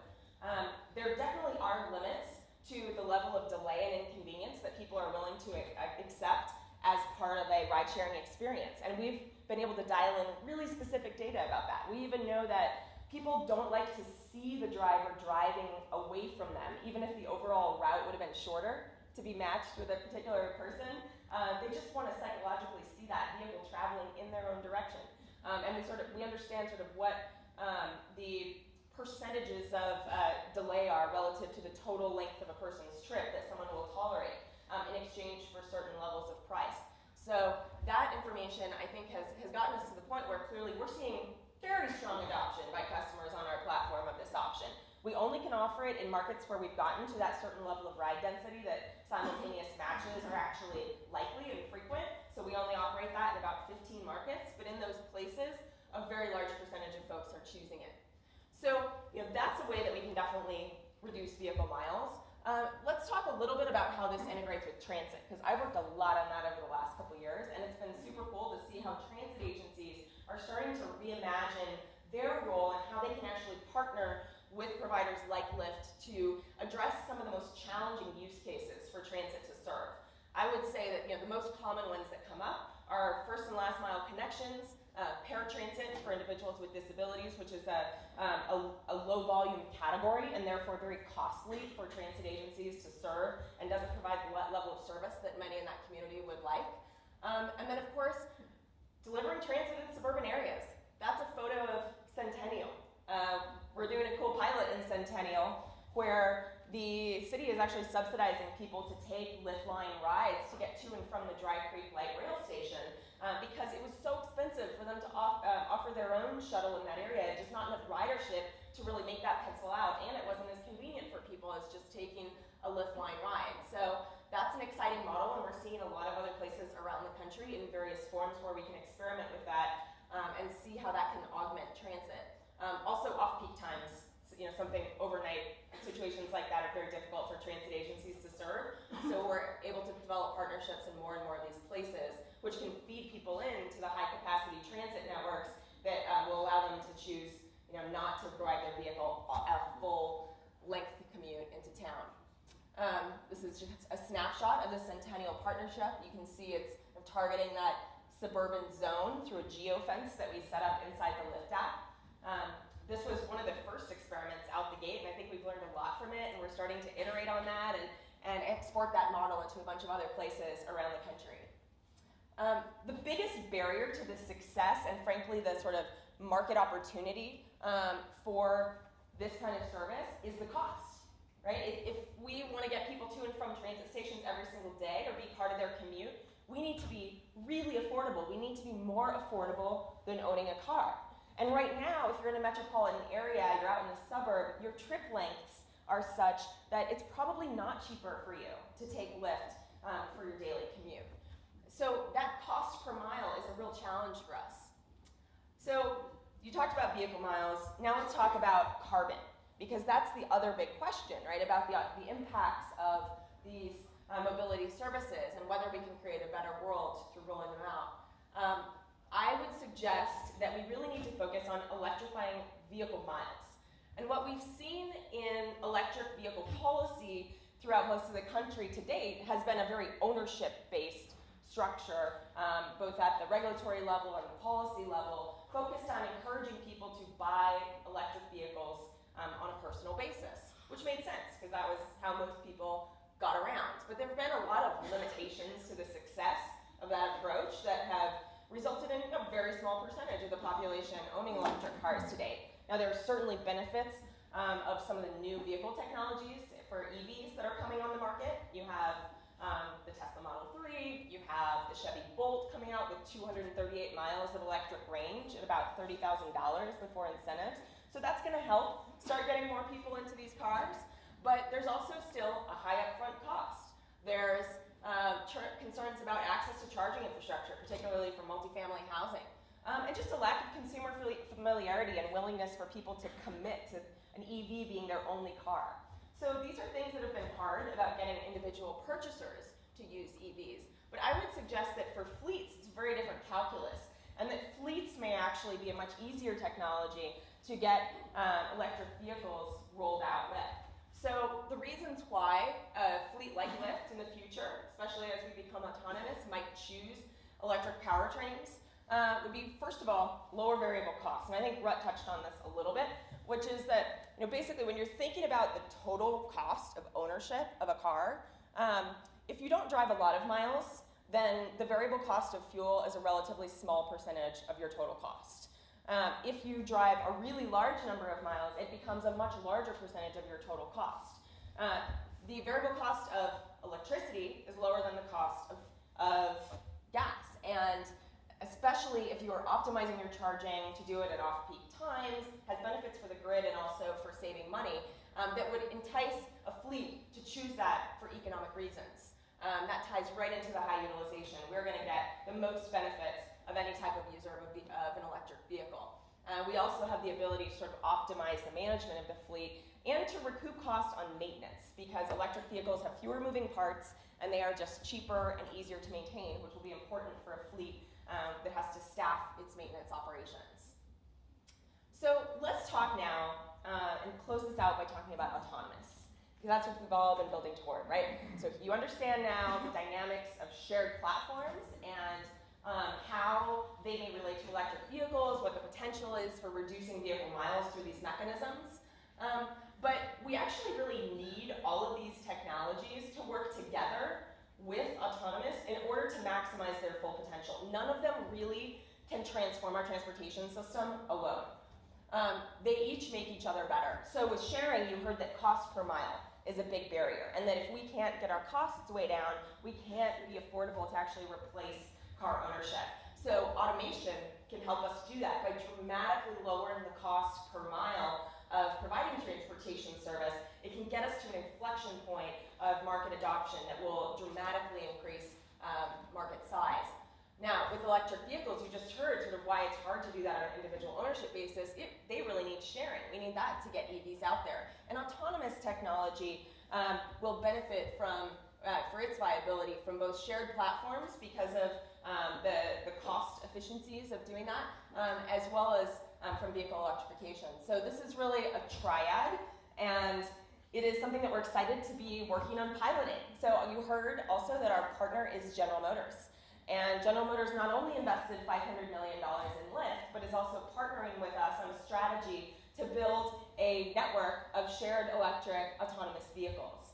And there have been some sort of, unofficial discussion of that in the press over the last week. GM did not make any announcements about any number of cars on a particular timeline.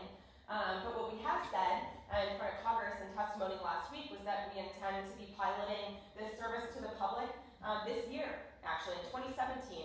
And we're very excited to do that.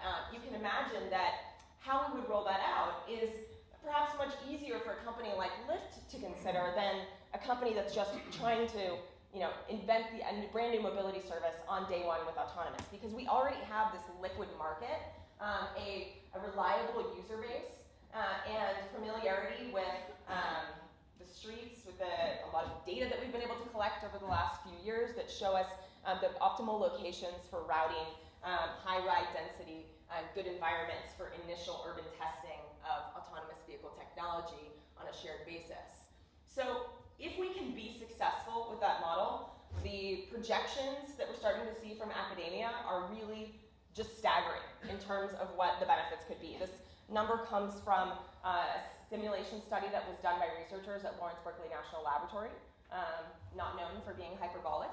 And it sort of takes into account what the transportation system would look like if light-duty vehicles massively switched from a personal ownership-based model dominated by internal combustion engines and moved toward a model where shared electric autonomous vehicles were consuming a much larger market share. Really interesting work also from the Rocky Mountain Institute here in Colorado, who's put out a report called Peak Car Ownership that analyzes and makes the business case for exactly what I've just described, and why platforms like Lyft will be able to build a tremendous business in which they're incentivized to use electric vehicles, and in doing so, greatly reduce carbon from the transportation system. So this is what we're trying to achieve. I think there are a lot of ifs along the way. Lyft is not a vehicle manufacturer, so we need to have the manufacturers continuing to make advances in the performance of the automated driving systems. And in the policy space, we need to see progress there. We need to see leadership from the federal government and uniformity across the country to really create a consistent operating environment for these vehicles. And increases in the development of infrastructure technology as well. I mean, certainly vehicle-to-infrastructure communication would be incredibly valuable to these cars, but right now we can't count on it. It's something that we don't expect that all public authorities are going to have the resources to do, to build in sensors and build in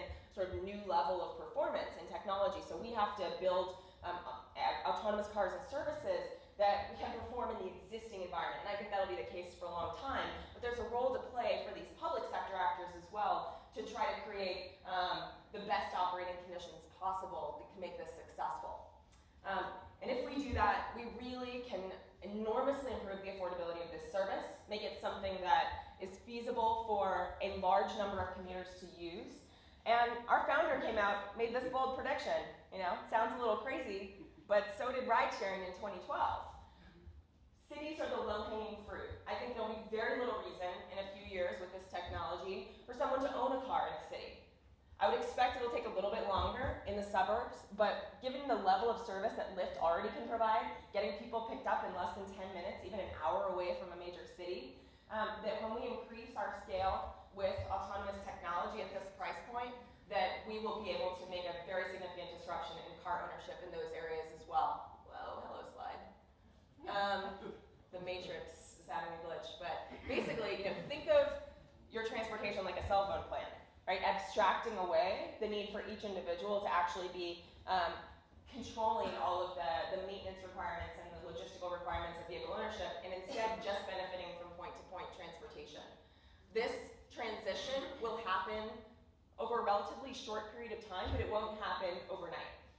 One day, someone will be taking an autonomous ride. There will be small areas, there will be geofenced within cities where we've identified that it's appropriate for us to start this kind of testing to generate consumer acceptance and knowledge of our platform. But over time, there will be a trajectory that moves toward fully autonomous. And it may be the case that, in fact, there are niche services that involve human drivers that will persist. They may not be piloting the vehicle, but they may be providing services. They may be offering assistance to children or the elderly. There may be new categories of services that are invented for people to offer to consumers in the context of this transportation. But that's something that we're very excited to be part of. And I think much is said about the timeline. It's difficult to predict, but I would expect that we will hit an inflection point very, very quickly once we see that there is a uniform regulatory environment and that the technology is performant in a broad variety of geographic and weather conditions and consumer acceptance. That's where I think you'll see the curve just take off. Our infrastructure will need to adapt to this. We'll need our policymakers to start thinking more about how they can better use transportation assets like roads, whether they can apply some of these same kinds of dynamic marketplace economics that drive a platform like Lyft to the management of roadway systems. Our founders have been advocates for broader use of managed lanes and pricing to discourage congestion. That is one of the things that we actually really will need to encourage a shared future for autonomous and not that kind of hell scenario of each person owning their own autonomous car and going out and commuting 2 hours each way. I think it would be helpful to have policymakers consider ways to incentivize high occupancy vehicle use once it becomes so ubiquitous, once it becomes so convenient and affordable, to allow people to benefit from improved travel times when they make those beneficial choices as well. And in doing so, to allow us to really solve that transit problem for suburbia and to get rid of this. Get rid of all that land that we're wasting in this country, devoted to the idle storage of cars, and instead focus on our communities, the places where we live and work, so that transportation can be incidental rather than such an enormous economic expense. So with that, I will finish, and I would love a few of your questions.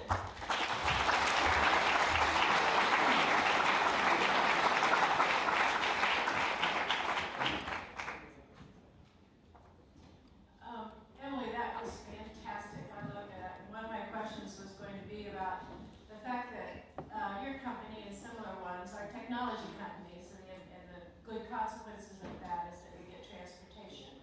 But your algorithm companies, I was thinking about, how is that going to disrupt your business? I think you did a great job of describing that.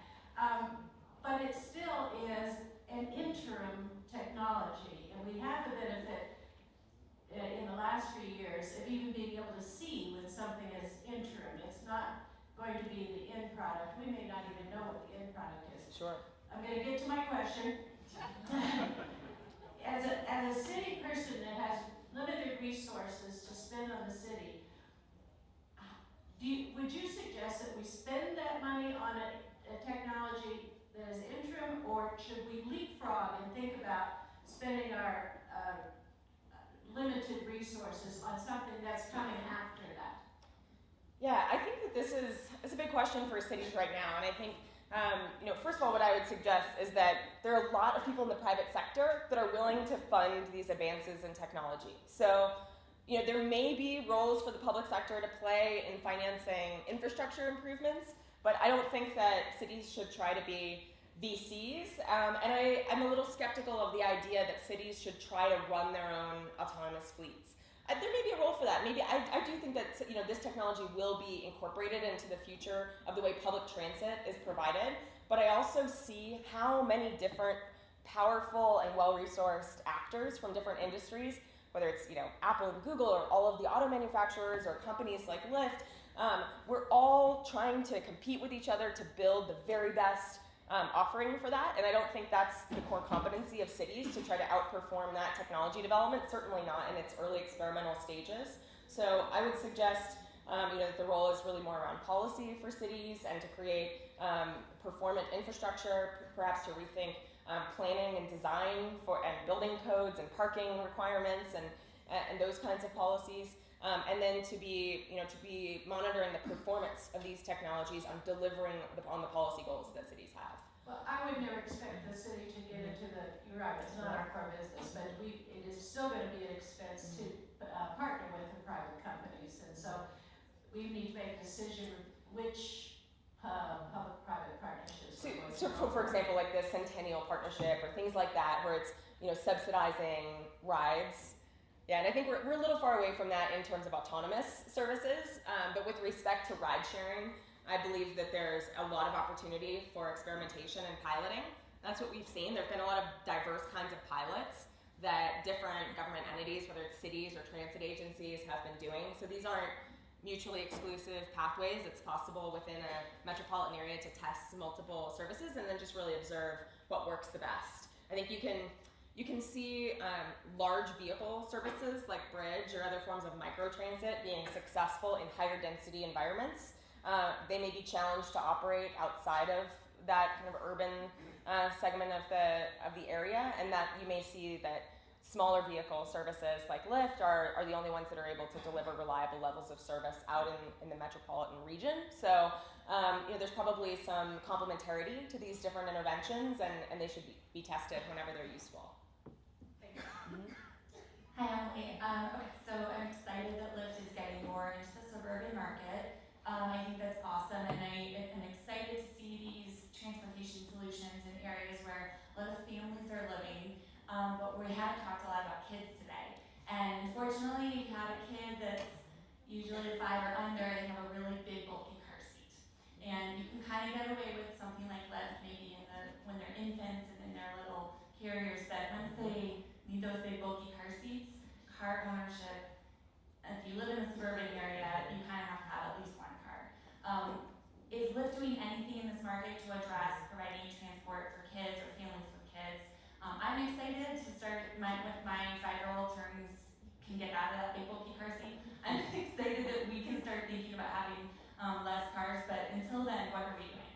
Yeah, I love this question. This comes up a lot. In fact, the very first week of Lyft in 2012, I was collecting feedback from the early beta testers in a spreadsheet, and that very first week, someone asked, "Can I get a Lyft with a car seat?" Right, so this is something that is a use case that obviously impacts a lot of people, especially people who aren't currently using our service. And if we want to grow into that market, we need to figure out how to solve it. It's hard with peer-to-peer ride sharing because we don't have control over the car, and we can't equip it in a certain way. As a platform, it's not our vehicle, and we're not purchasing capital equipment for those cars, and it's someone who may be doing this part-time or for a short period of time and doesn't own a car seat themselves. So that's been difficult to solve. I think it'll actually become easier when we move into this more fleet-based autonomous world because we will have more control over what that in-car experience is. And there's a lot more opportunity for innovation around vehicle design and the form factors of the interior of the car. So you could imagine kind of convertible or modular designs for car interiors that can detect when you request a ride, when you tell them, what sort of people are traveling in your party, whether you require a car seat, whether you have children, could kind of flip the seats around and turn it into a version that's going to work for your particular needs. So there's some exciting things to do around design and customization when we arrive there. Okay, next question. Yes. You, looking behind you. I was just looking to see if I need the microphone, but I don't, as a rule, no. On the other side, from the 5-year-olds are the 85-year-olds, and I know that in Douglas County now, there's a partnership going on between Health and Human Services and a shared ride provider, and I'm wondering if you all are planning, as we have the silver tsunami upon us and more older and disabled people needing help, if you all are planning for that market as well. Absolutely. We're already doing it, actually. We've seen in the last year or so a large degree of interest from a variety of different kinds of companies and organizations that work with the elder population, as well as folks with disabilities, and healthcare transportation as well, because that's been such a pain point in the past, and we all know sort of how limiting it can be for individuals once they're no longer able to drive to still have a level of freedom. So we are partnered now with a variety of different healthcare organizations, with long-term care facilities, with elder living communities that actually provide Lyft as a service to their residents or members or patients. And I think there's a huge opportunity for that to grow, and certainly with autonomous, bringing down the cost of that service so much and making it very, very available in a lot of different communities, there's a big potential for that.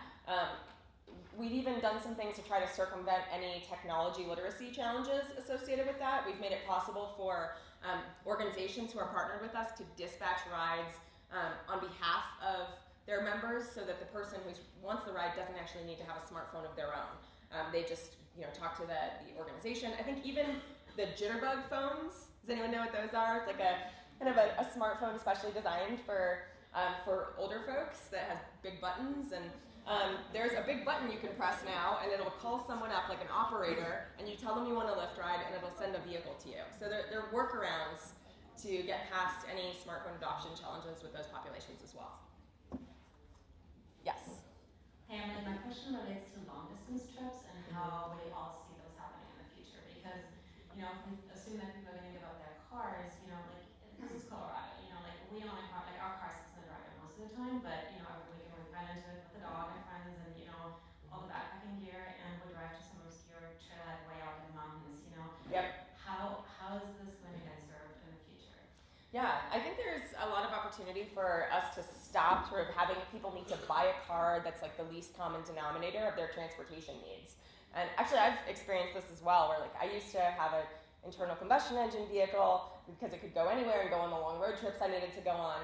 Now I have an EV that has a much smaller range, but it works for me because I can just rent a vehicle on Getaround, a peer-to-peer car sharing platform, when I need to take an occasional road trip. Even that is more hassle than it will be to get a vehicle on demand, because I still have to go get myself to the place where that vehicle is parked. In the future, when that car can come to me, and it can be very, very affordable for me to order up a utility vehicle for the weekend to drive to the mountains, I think that people will feel less of a need to be also driving that vehicle every single day of the week when it's costing them so much in gas. But yeah, that's a real thing. I think like the car seat issue, these are like lifestyle considerations that play into people's decisions that we have to meaningfully address. And the way to do that is to offer something that's more attractive than what people are doing now. Last question, yes. Thank you. I'm following up on Councilwoman Sussman's question about interim solutions and long-term solutions. So in Denver, we're talking about spending a lot of money on a bus rapid transit down Colfax. And I have mentioned at our transportation solutions meeting that I thought that was sort of older technology and older thinking, and I'm just interested in your opinion in us investing many, many millions of dollars in that service. Yeah, so there's often a question of sort of, should transit agencies still be investing, or should cities still be investing in new kinds of fixed capital infrastructure projects when there's such dynamic change in this world of transportation?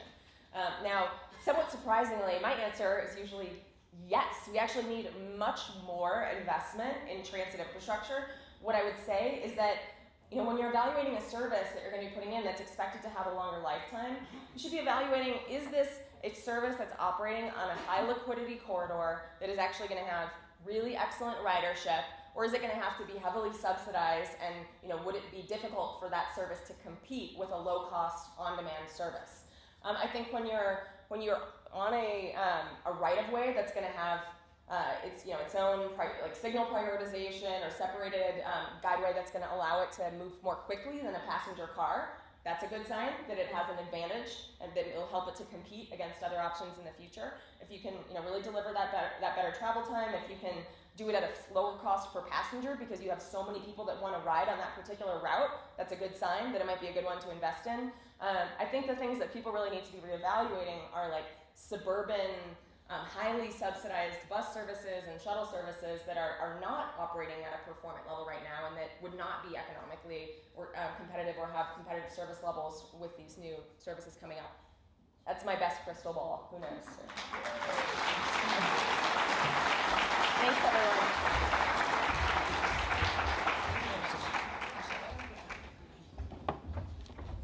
I really hesitate to give Emily the hook because that was incredibly stimulating.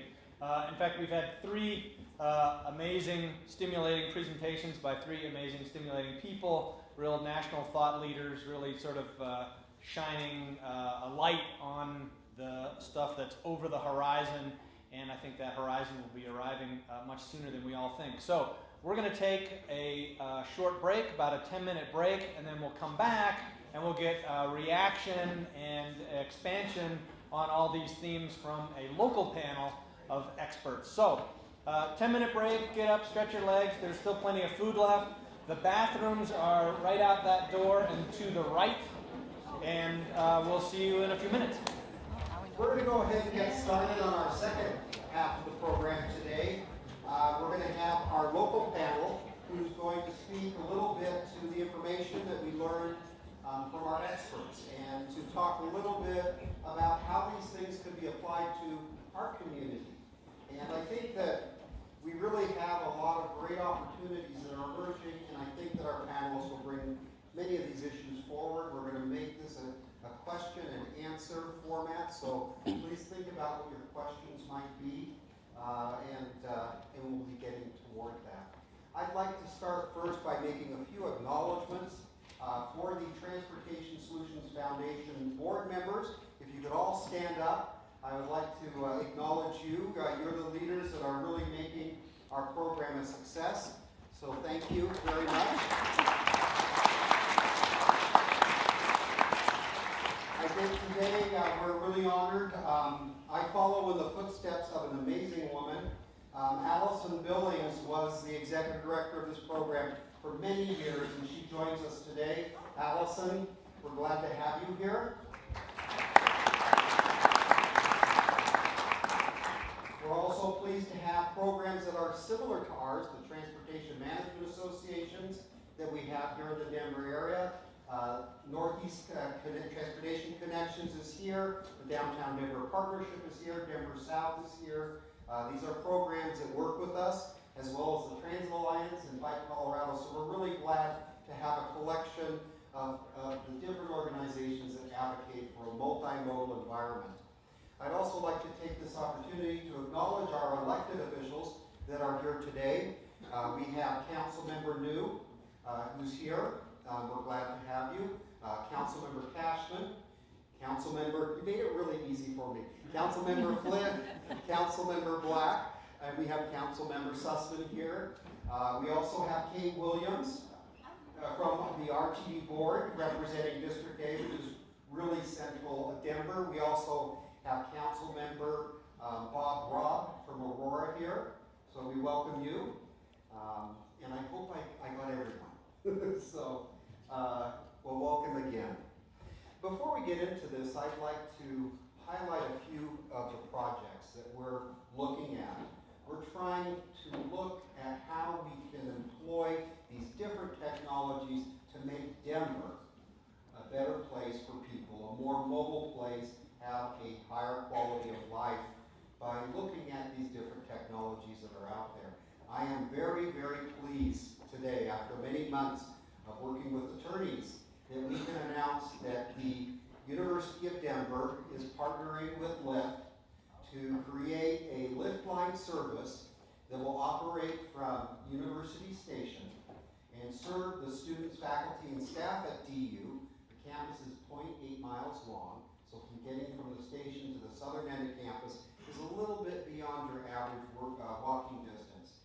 And so what's going to be tested in this spring term, we have that commitment now, that we'll be testing this out. And we want to see if we can increase the ridership on our light rail system and get students to use it. All students here at the University of Denver receive a transit pass. And so right now it's just making those better connections for folks to be able to use it. So we're very excited about that commitment coming out of DU.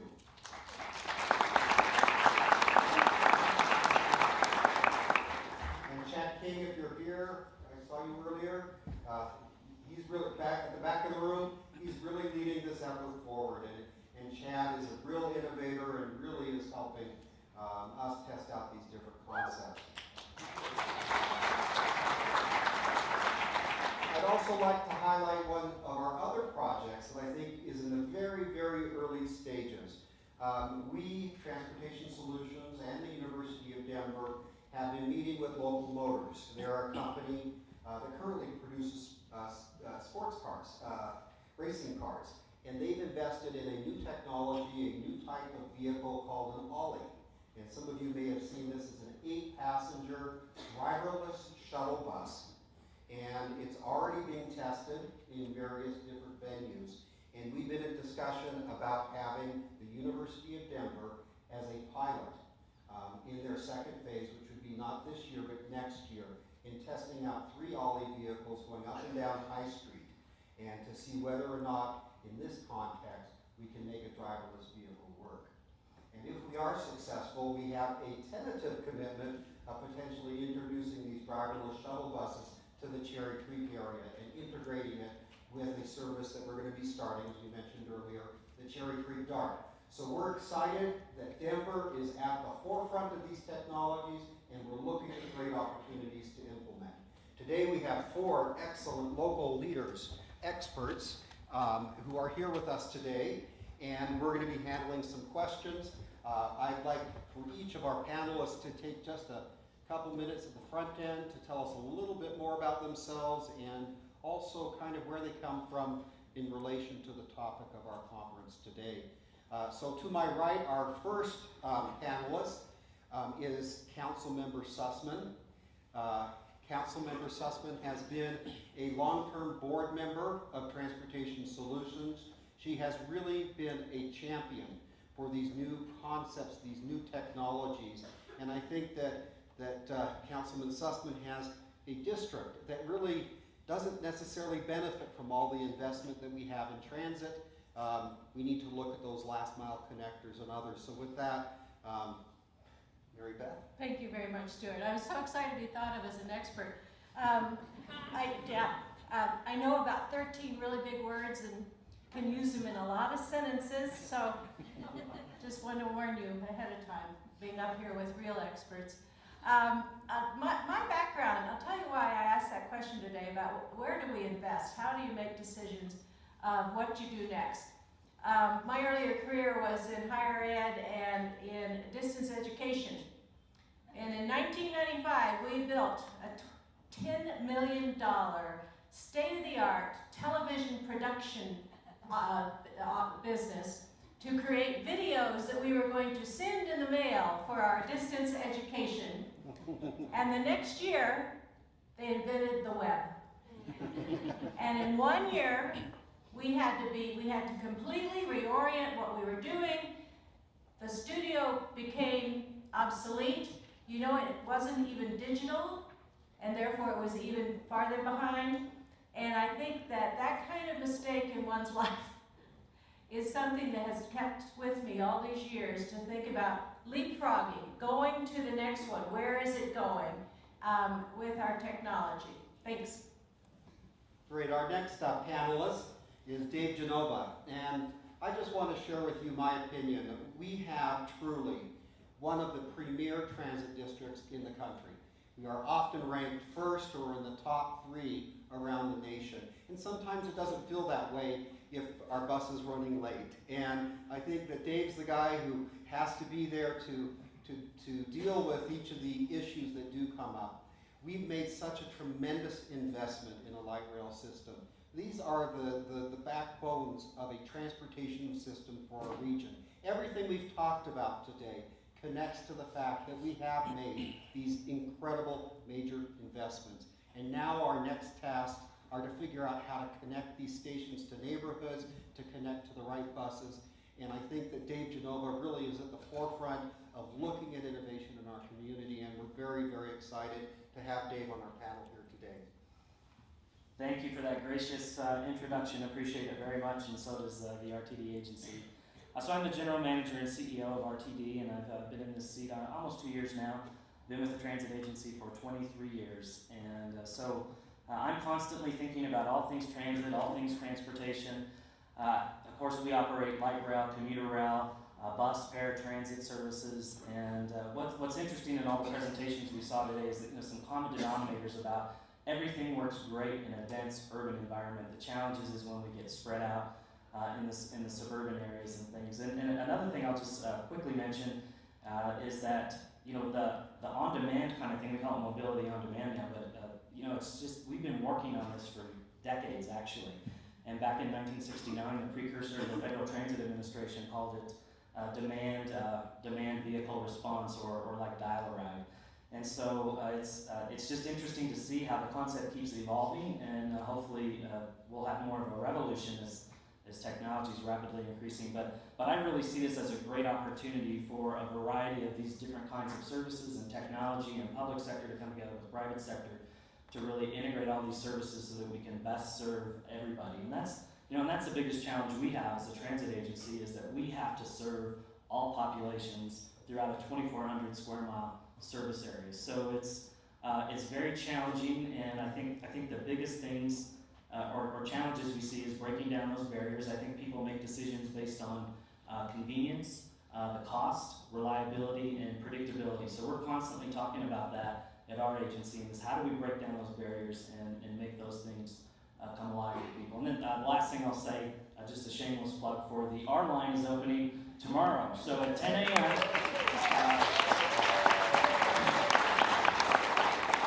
We're opening a 22-mile light rail extension and also extending the H line by a couple of stations. So grand opening in City of Aurora at the Isle Station tomorrow at 10. So if you're not doing anything, come join us. Great. One thing, if you know me, I can be a bit of a pest when I get an idea in my mind, and I'm determined to make it happen. I have to forewarn people who get me pushing on a particular idea, and our next panelist is someone who's subject to that. And I try to bring different ideas to the table, and Chrissy has constantly outdone me with every idea I bring forward. She's 2 steps ahead and thinking these things through and how they can be applied here in Denver. I think that we are very fortunate to have Chrissy Fanganello heading the transportation and mobility for the city of Denver and being able to look at the various innovations. She's taken a big risk, a good risk, in helping us with our Cherry Creek DART service that will be launching soon, and we hope to prove to be very successful in taking the confidence that we have from the city and providing services that are valuable. So with that, Chrissy, we're glad to have you here. Thank you, Stuart. I appreciate the kind words. It's always good to be at the road ahead and have so many good people here and see so many familiar faces, so thanks for having me back again. I'm Chrissy Fanganello, Director of Transportation and Mobility for the city. I've been in this role for about 3 years. I've been at the city for 11.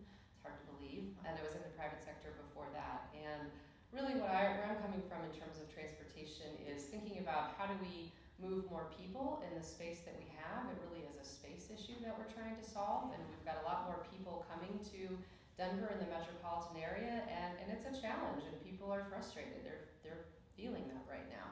But at the same time, while we're also moving more people from a transportation perspective, also remembering as transportation professionals, which we may not have always done a good job of in the past, is that as we build transportation infrastructure, it should also complement and contribute to the city, the fabric of our city and the built environment of our city. It should not just be someplace that looks great and works well for vehicles. It's got to work for us as human beings as well when we get out of our cars. So how do we make sure we're thinking about all of those things, thinking about it from a technology standpoint, an advancement standpoint, and how can we partner with private sector better? How can the public sector be more innovative and responsive when we tend to be a little bit bureaucratic and slow? It's not because we want to be, it's just kind of the way things are, particularly as the technology is moving very quickly. How do we speed up?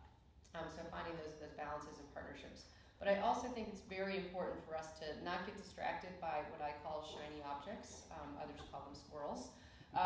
Because if we just continue to throw things out there, we also need to be mindful of what are the outcomes that we are seeking as a community. And if the shiny object doesn't actually help us get to the outcome, then should we invest in it? So being really thoughtful of what's the outcome we want? What do we want the community of Denver and the metropolitan area to look like and feel like for us as human beings? And are we making our transportation choices that are helping us to get there? So hopefully we're making some progress along the way, but there's a lot of work to do. Great. I met our next panelist in 1996. I didn't even live here at that time. Bill James was then the chair of the Transportation Committee for the Cherry Creek Chamber of Commerce. And I met with Bill James and George Thorne was here earlier today to talk about this concept of creating a transportation management association for the southeast area of Denver. And I was the consultant that was hired from Los Angeles to help set up transportation solutions. And we date back to 1997. Bill's been committed to transportation ever since then. He has really held this program together. He's gone on to become a RTD board member for District A for many years and just recently stepped down. He is the chair of Transportation Solutions, and thus he is my boss. So with that said, Bill. Thank you, Stuart. It's also a pleasure to have been one of 15 bosses for my colleague over here, Dave Genova, for a while, and it's very enjoyable. Thank you. I got interested in this. What caused me to be interested in this back then was I'm a real estate analyst in my day job, and what turned out to be transportation-oriented development started percolating about that time, and as you know, it's got a lot of momentum now. So it's been very interesting for me to be a part of this process of evolution, and the opportunity to be in a place such as Transportation Solution, which is where the gap is, where the gap that can be filled in this last mile dimension that we've talked about. One of the terms that I just learned today, or just thought of today on somebody's slide, I forget which one it was, the concept of macro transit, using the term macro transit for what Dave runs, as opposed to micro transit. There's a gap between those two, and we have the opportunity to fill that somehow. And a big part of it is some of what Mary Beth was talking about. How do we manage interim solutions as opposed to long-range solutions? And how can we be strategic about doing that without getting distracted by shiny objects, Chris? I think the opportunity for an organization like Transportation Solutions is, again, fill that gap to manage the opportunities that can be presented to all of us to have the better life that is possible. And we're on the threshold of a time now. I like to say we were seduced by cars 100 years ago. Now we're in the middle of a transition that's going to be similar to the transition from horses to cars now, as a result of the technology that we have available to us. And that technology creates the opportunities that Rut has spoken about quite a bit. It's up to us to manage those transitions and, again, make the most efficient use of the resources that we have and strategically plan, use it so that the macro transit gets in the right position 10, 20 years down the road, and all of us can benefit from that. Great, thank you, Bill. Well, now it's your time.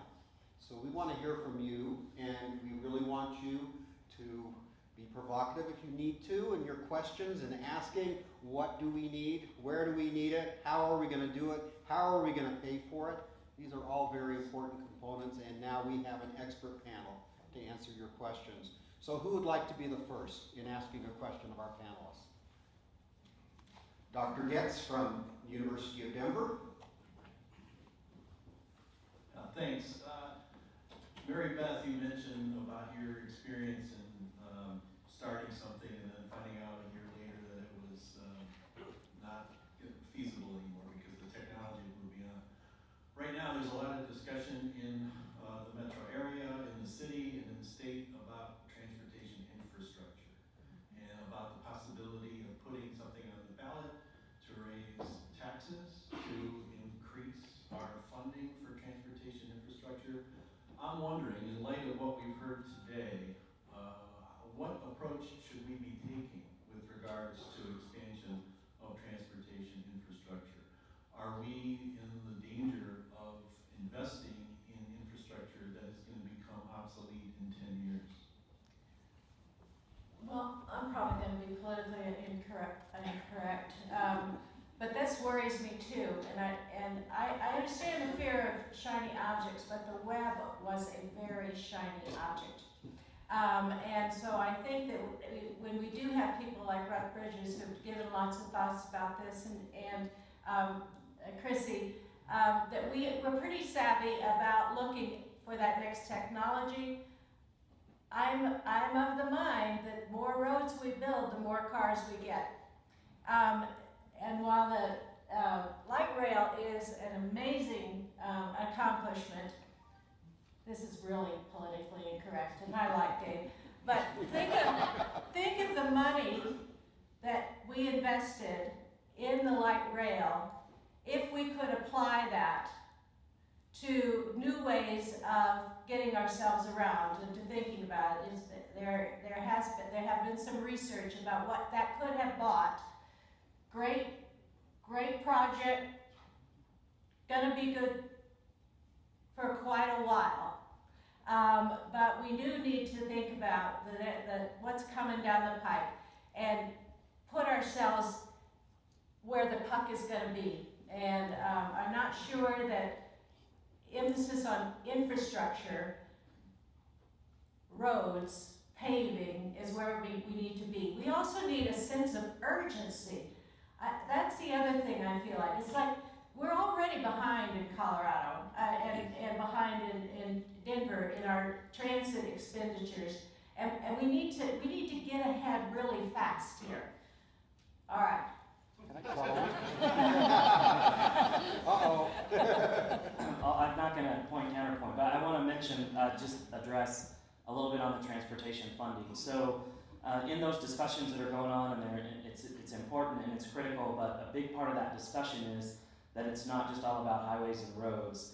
A lot of that is local share. So what we've been talking about in various groups, the Metro Mayor's Caucus, Impact 64, is that for this to be successful, there has to be a significant local portion or local share, and there has to be flexibility with how that local share can be used. And it can cover a variety of different things. And so I think we need to think really big when we're thinking about this upcoming opportunity for transportation funding and having some flexibility in there. So, the locals, in the big picture, the CDOTs are doing what we need to do to keep the highways well maintained and to maybe even build some additional infrastructure and increase capacity. But even critical is, what the local municipalities and counties need to do to be, working on the things that are specific, the problems and needs that are specific to those local communities. I'll add a little bit to that, if I may. I think about this in terms of the integration of the new technology, using the new types of transit in order to get to the macro transit. I find myself thinking about the person who wants to take a ride from Castle Rock to North Glen 20 years down the road. Should that be a 3-seat ride with a micro transit to the big transit, and then from the big transit to the destination, or should it be a 1-seat ride? And how do you manage that to get the cost-effective, most efficient use of all the resources that we all have, the investment that we we have in the macro transit, for example. What that's going to take is the kind of thing that we're good at around here. That's collaboration, where the various organizations, the RTDs, the city, the state perhaps, all get involved and manage things like congestion pricing and various other phenomena that are evolving to become realities, and integrating all of those services so that we can accomplish that, and without disrupting the lifestyle that we all want to have, be able to operate as efficiently as possible, but use the resources we have as efficiently as well. And I think that CDOT gives us a good example with the RoadX program. If you're not familiar with that, Google it. It's really interesting to see what our State Department of Transportation is doing in better utilizing existing infrastructure and expanding its carrying capacity for people. So our next question.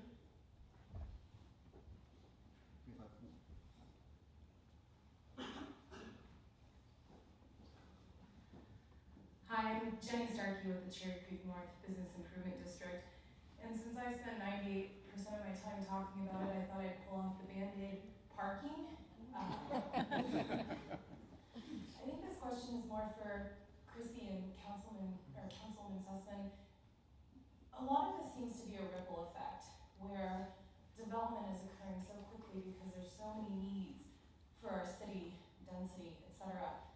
And some of that ripple effect comes into CPD coding. What needs to happen with our zoning for parking infrastructure?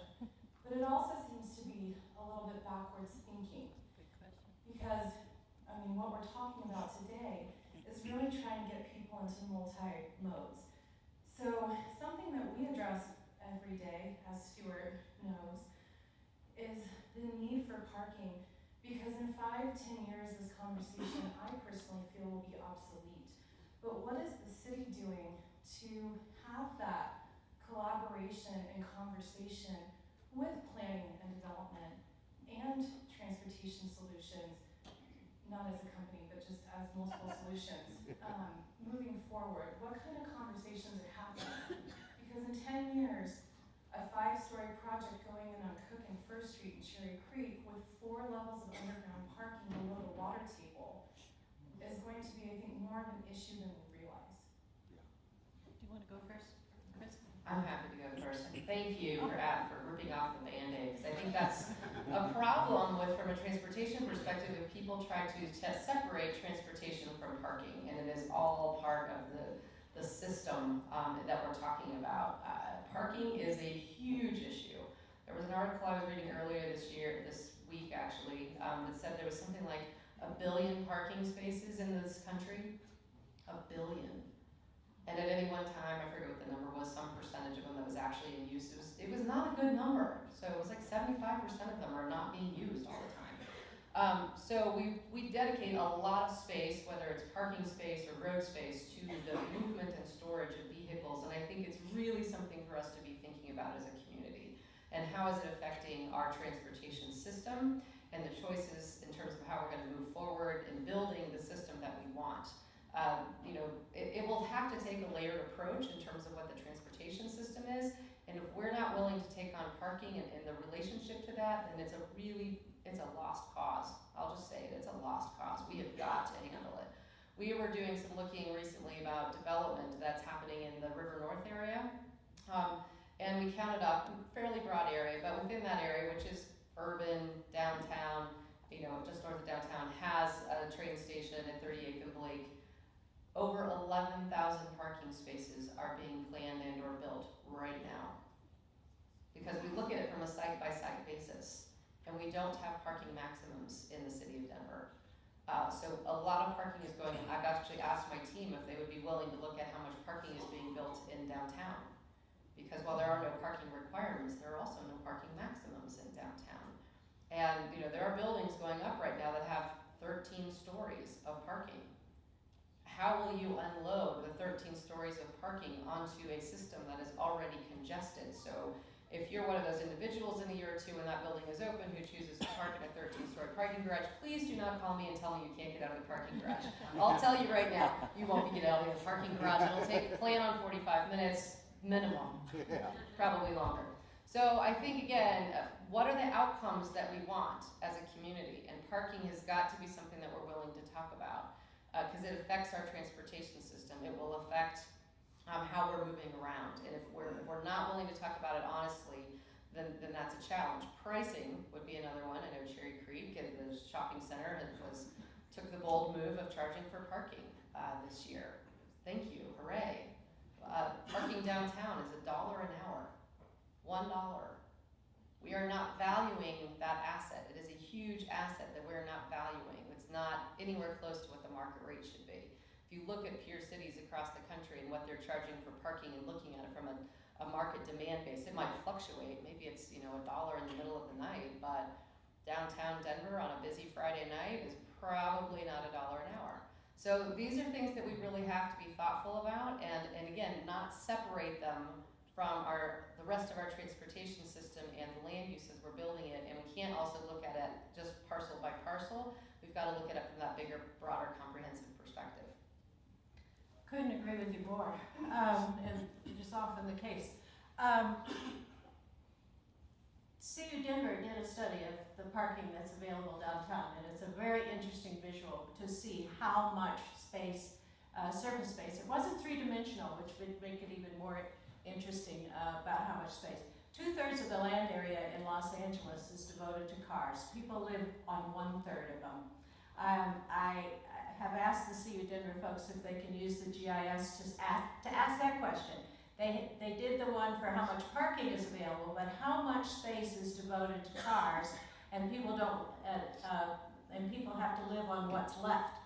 I think your question was a very good one. How do we meld land use decisions with transportation decisions? And it's something that City Council works on all the time. Right now, we are in the middle of a highly controversial issue about small lot parking exemptions, which are the 6,250 square foot lots where our zoning allows for you to build on them with no parking requirement, none whatsoever. That zoning law was made before the invention of micro units. And so we have people who want to build on a lot the size of a normal house lot, a place that has 48 apartments in it with no parking. You can imagine the fear that people have. Oh my word, there's going to be all these people. And we are struggling with that issue at council quite a bit.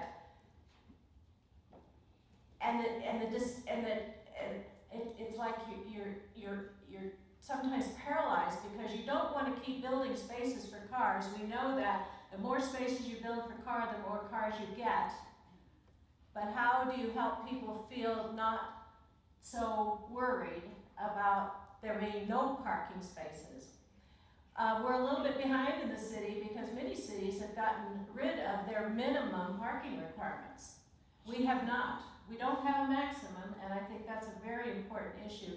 But shouldn't we maybe think about getting rid of our minimum parking requirements? It's something we in council are struggling with as we decide land use and our transportation needs.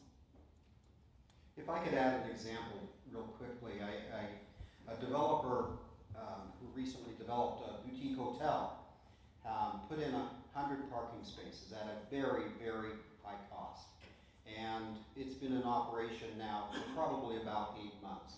And he made the comment that when they have big events and they have over 500 people in the hotel, they have never gone beyond 60 parking spaces. No one has ever used that remaining 40% that's there.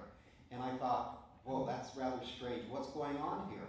Well, partly it's due to the clientele he attracts. It's a rather trendy hotel, but it's really the Ubers and the Lyfts that are bringing people there. And that he's really overbuilt a parking garage. And that's probably overbuilt by $1 million that could have been spent in another area to make an improvement. And that's an example, a real example of where we're not maybe allowing the opportunity to put investment where it should be. So, can I add on to the comment on that? So I had the opportunity recently to travel to Sydney, and I was we're working with a company called Lend-Lease that is based there, and they have just recently built 3 buildings, 3 high-rises, 48 stories tall. Do you want to know how much parking they built for 3 48-foot-story buildings? 500. They can't even use the 500 spaces. So that's what we start talking about when we start saying, how do you make a decision about parking and people being fearful of having too many cars, is we have to have a transportation system that actually supports you getting around, that doesn't require you to have a car. It's got to be a transportation system that provides you mobility freedom and how you give you a lot of choices. I'll add something if I may.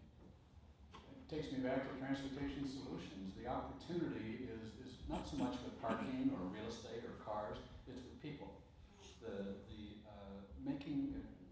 Enabling people to understand the consequences of their actions. And on good, bad, or indifferent, we talk capital investments. Parking structures is a great example. Fortunately, when it's a surface parking lot, there's reuse that can happen a little later on. But when you build a parking structure, it's very difficult to adapt it. One of the things I've been hearing about from some of the architects is the average or the minimum ceiling height of a parking structure is about 9 feet, I believe. In order to have it be adaptable to be able to be used for something else, might require 12 or 13 feet between floors.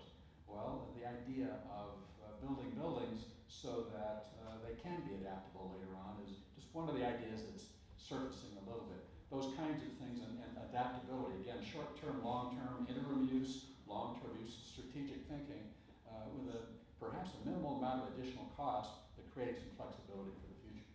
Great. I saw Councilmember New. Councilwoman Sussman's come up with the innovative idea of having a separate transit agency for the city, and I'd just love to hear some discussion about the advantages of having a separate transit agency. I might describe it first what the concept is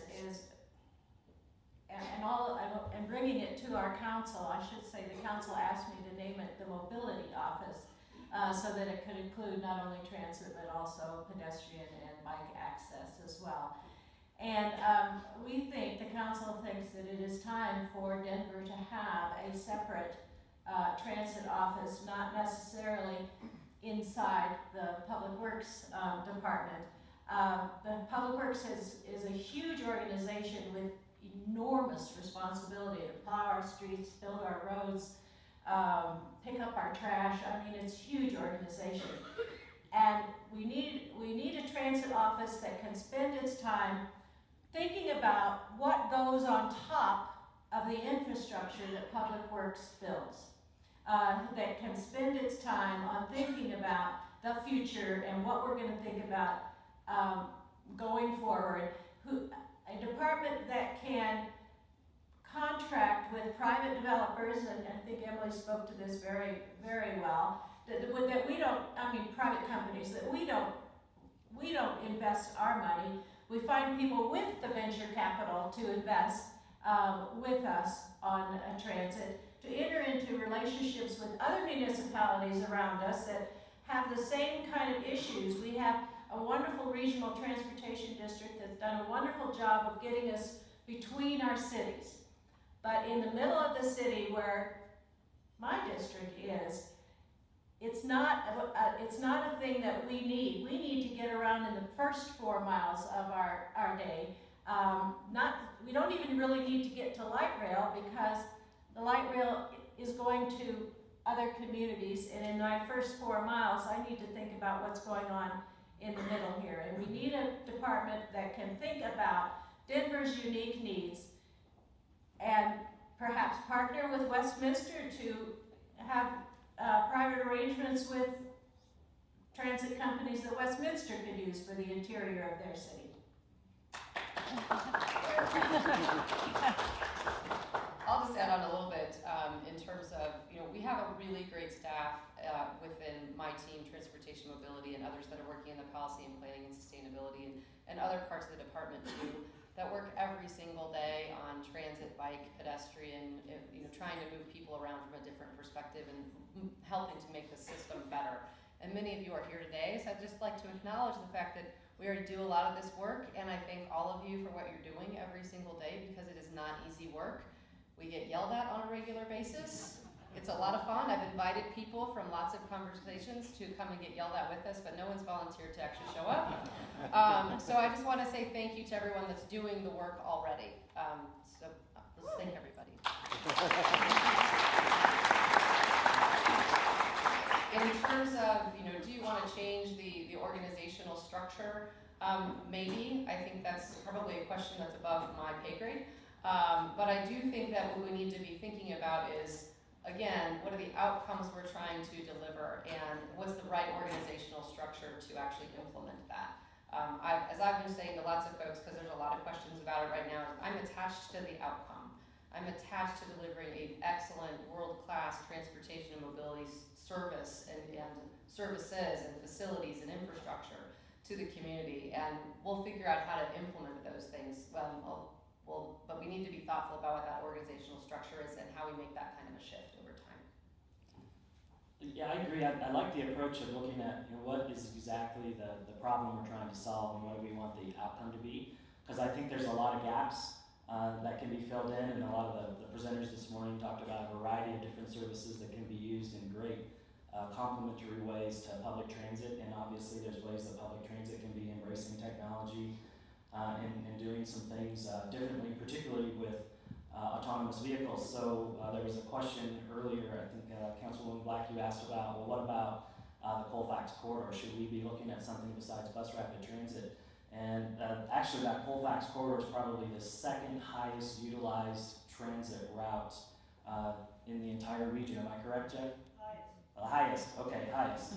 And so I still think it would be an excellent candidate for bus rapid transit, but I vision that as being a platoon of autonomous vehicles providing that service in kind of a bus rapid transit way with stations. It's the perfect corridor for that kind of an application for doing a platoon kind of thing with autonomous vehicles. But I think there's a lot of synergies that the cities and the counties and municipalities can develop with us as a transit agency. I think to look at kind of a wholesale replacement, I will say that it's an expensive proposition, and we certainly wouldn't want to duplicate efforts, but put our heads together on how we can integrate things to do things as efficiently as we possibly can.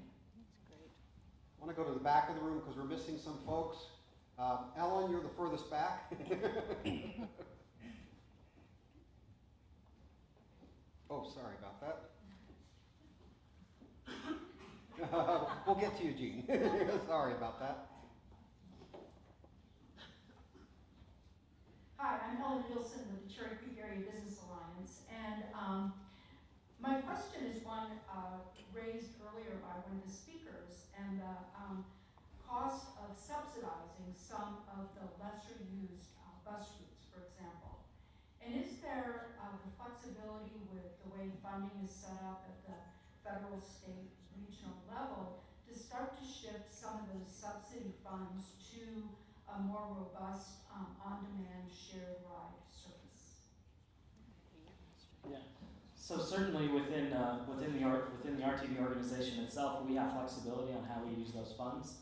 I think the interesting thing is we look at new or possible new transportation funding options and the ability to bring in some new revenue into local municipalities to be able to do what they would like to do to address their own individual issues and opportunities that they may have in their jurisdictions. But the way it's formulated now, though, in terms of federal funding and then the revenue source that comes into RTD, as far as that being able to flex elsewhere, that I don't think that exists in the current regulatory environment.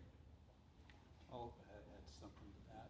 If I may, from the board perspective of decision making within RTD of the resources, simple cost effectiveness of a service is fundamental.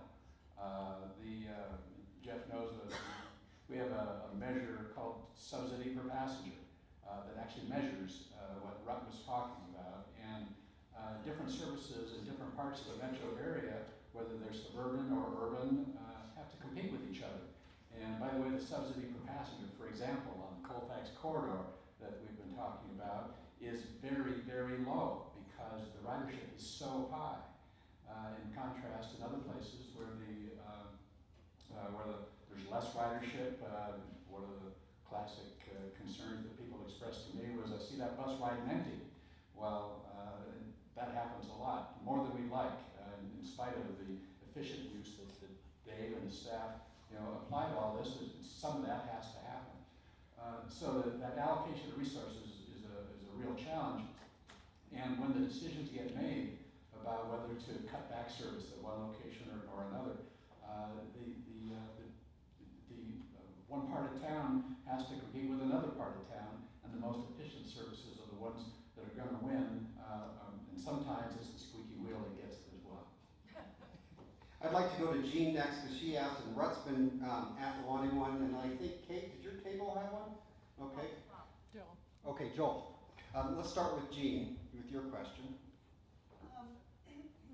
Are you planning on looking at fair or parking prices and a policy that might affect that? Like you said, Chrissy, I lived in Sydney in 1995, 2000. We took the train all the time because it was $70 a day to park downtown.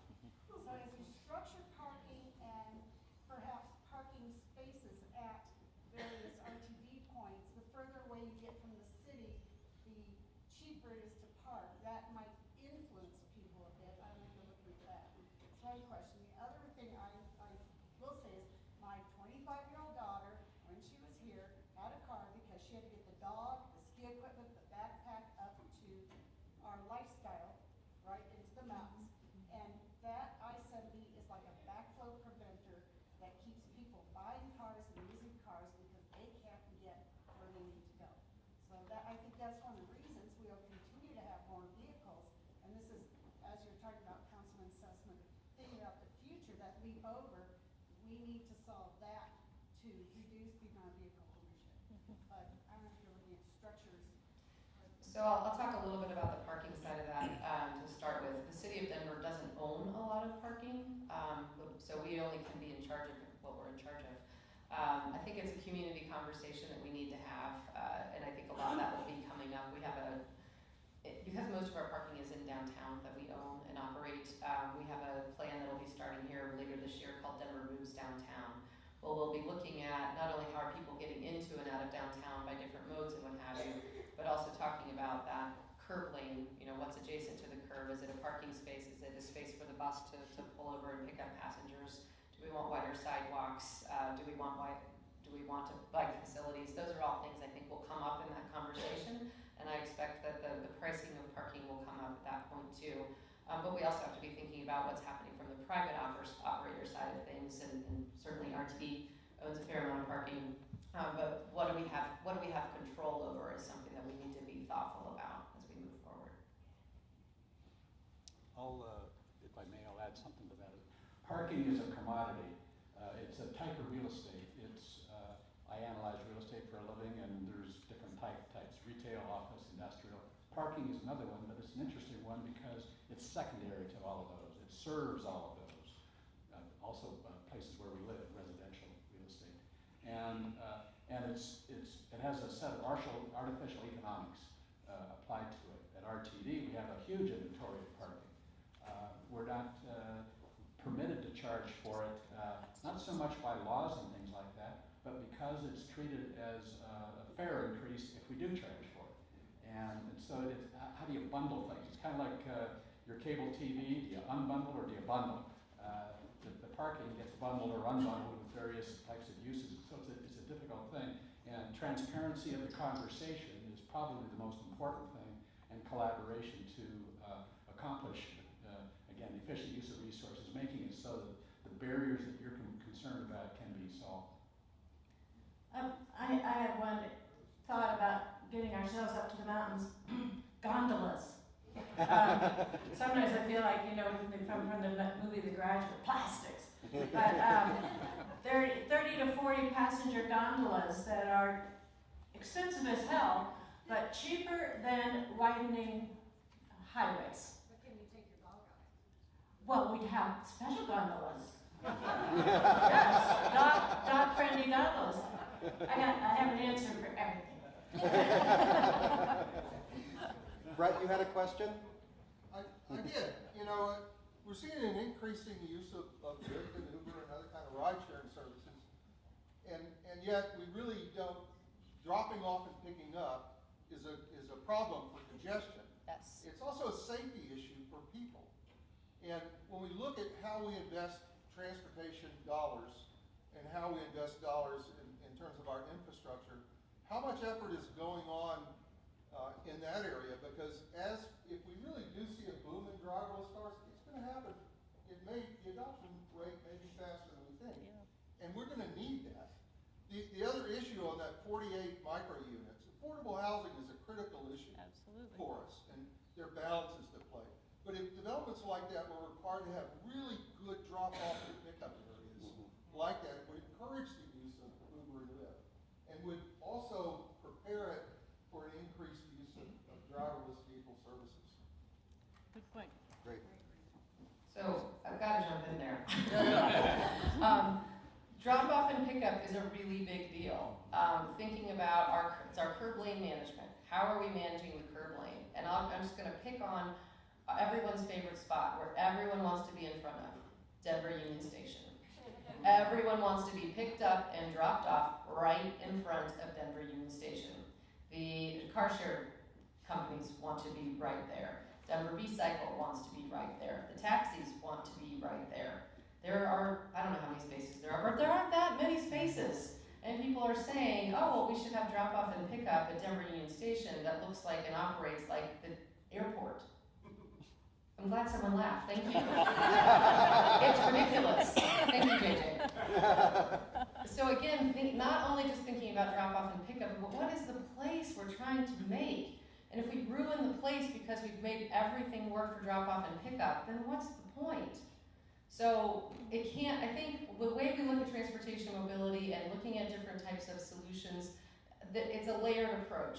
Lyft and Uber and taxis and all of these places, all these mobility services have a place and a reason to help serve and give people those mobility choices. But it can't be at the expense of creating a great city.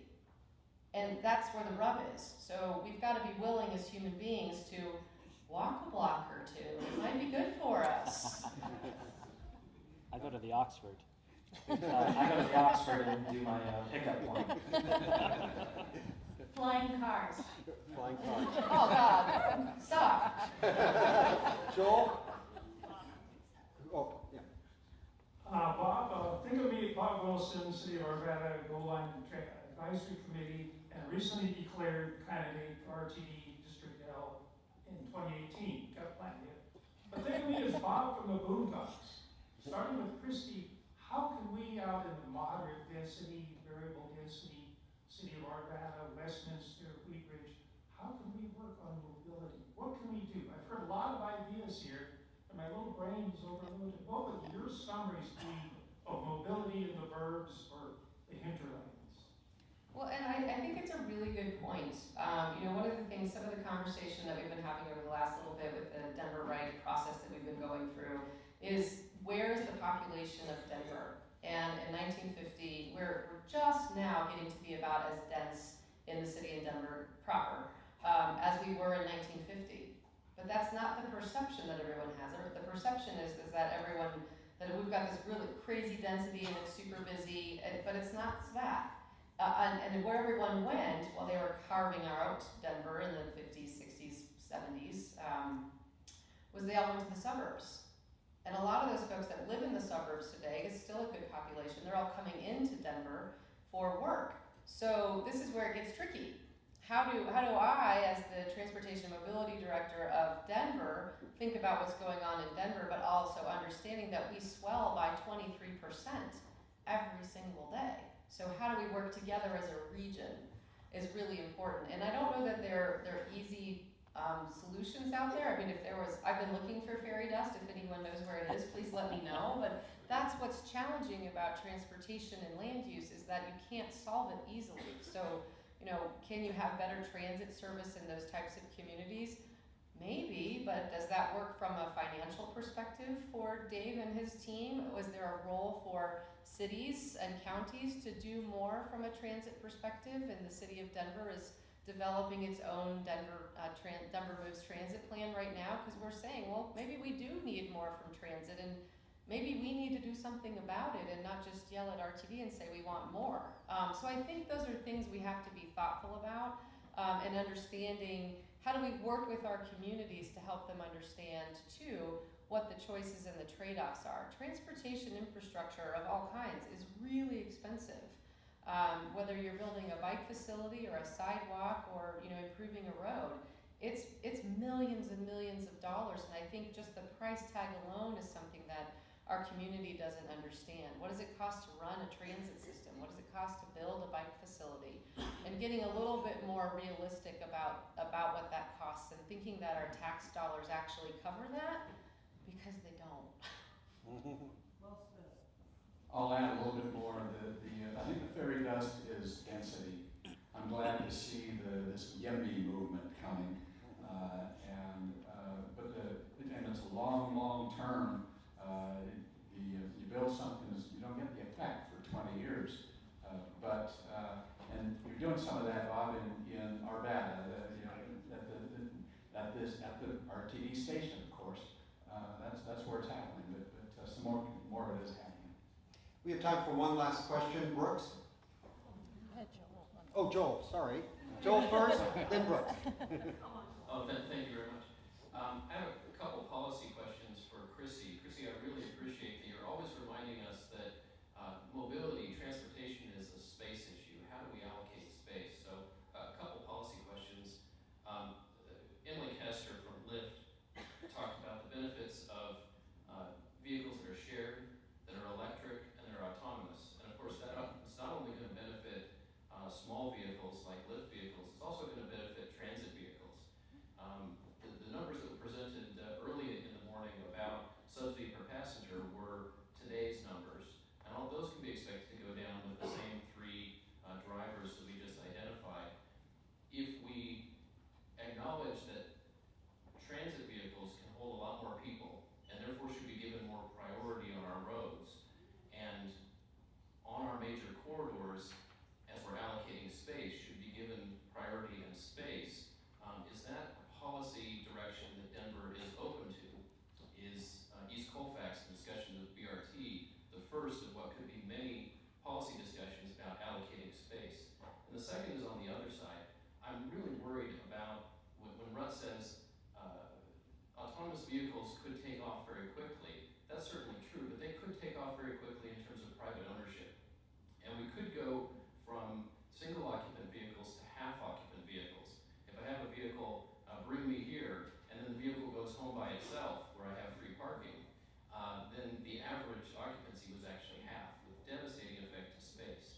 So the question is, as we're doing Blueprint Denver and these other plans, is there a role in Denver for policy that would backstop against some of the futures we don't want, such as vehicles driving around empty? Good questions. So on the transit priority, if anyone's been following Colfax, and our recommendation for the locally preferred alternative is bus rapid transit, which does give preference to buses and priority to buses in the peak period.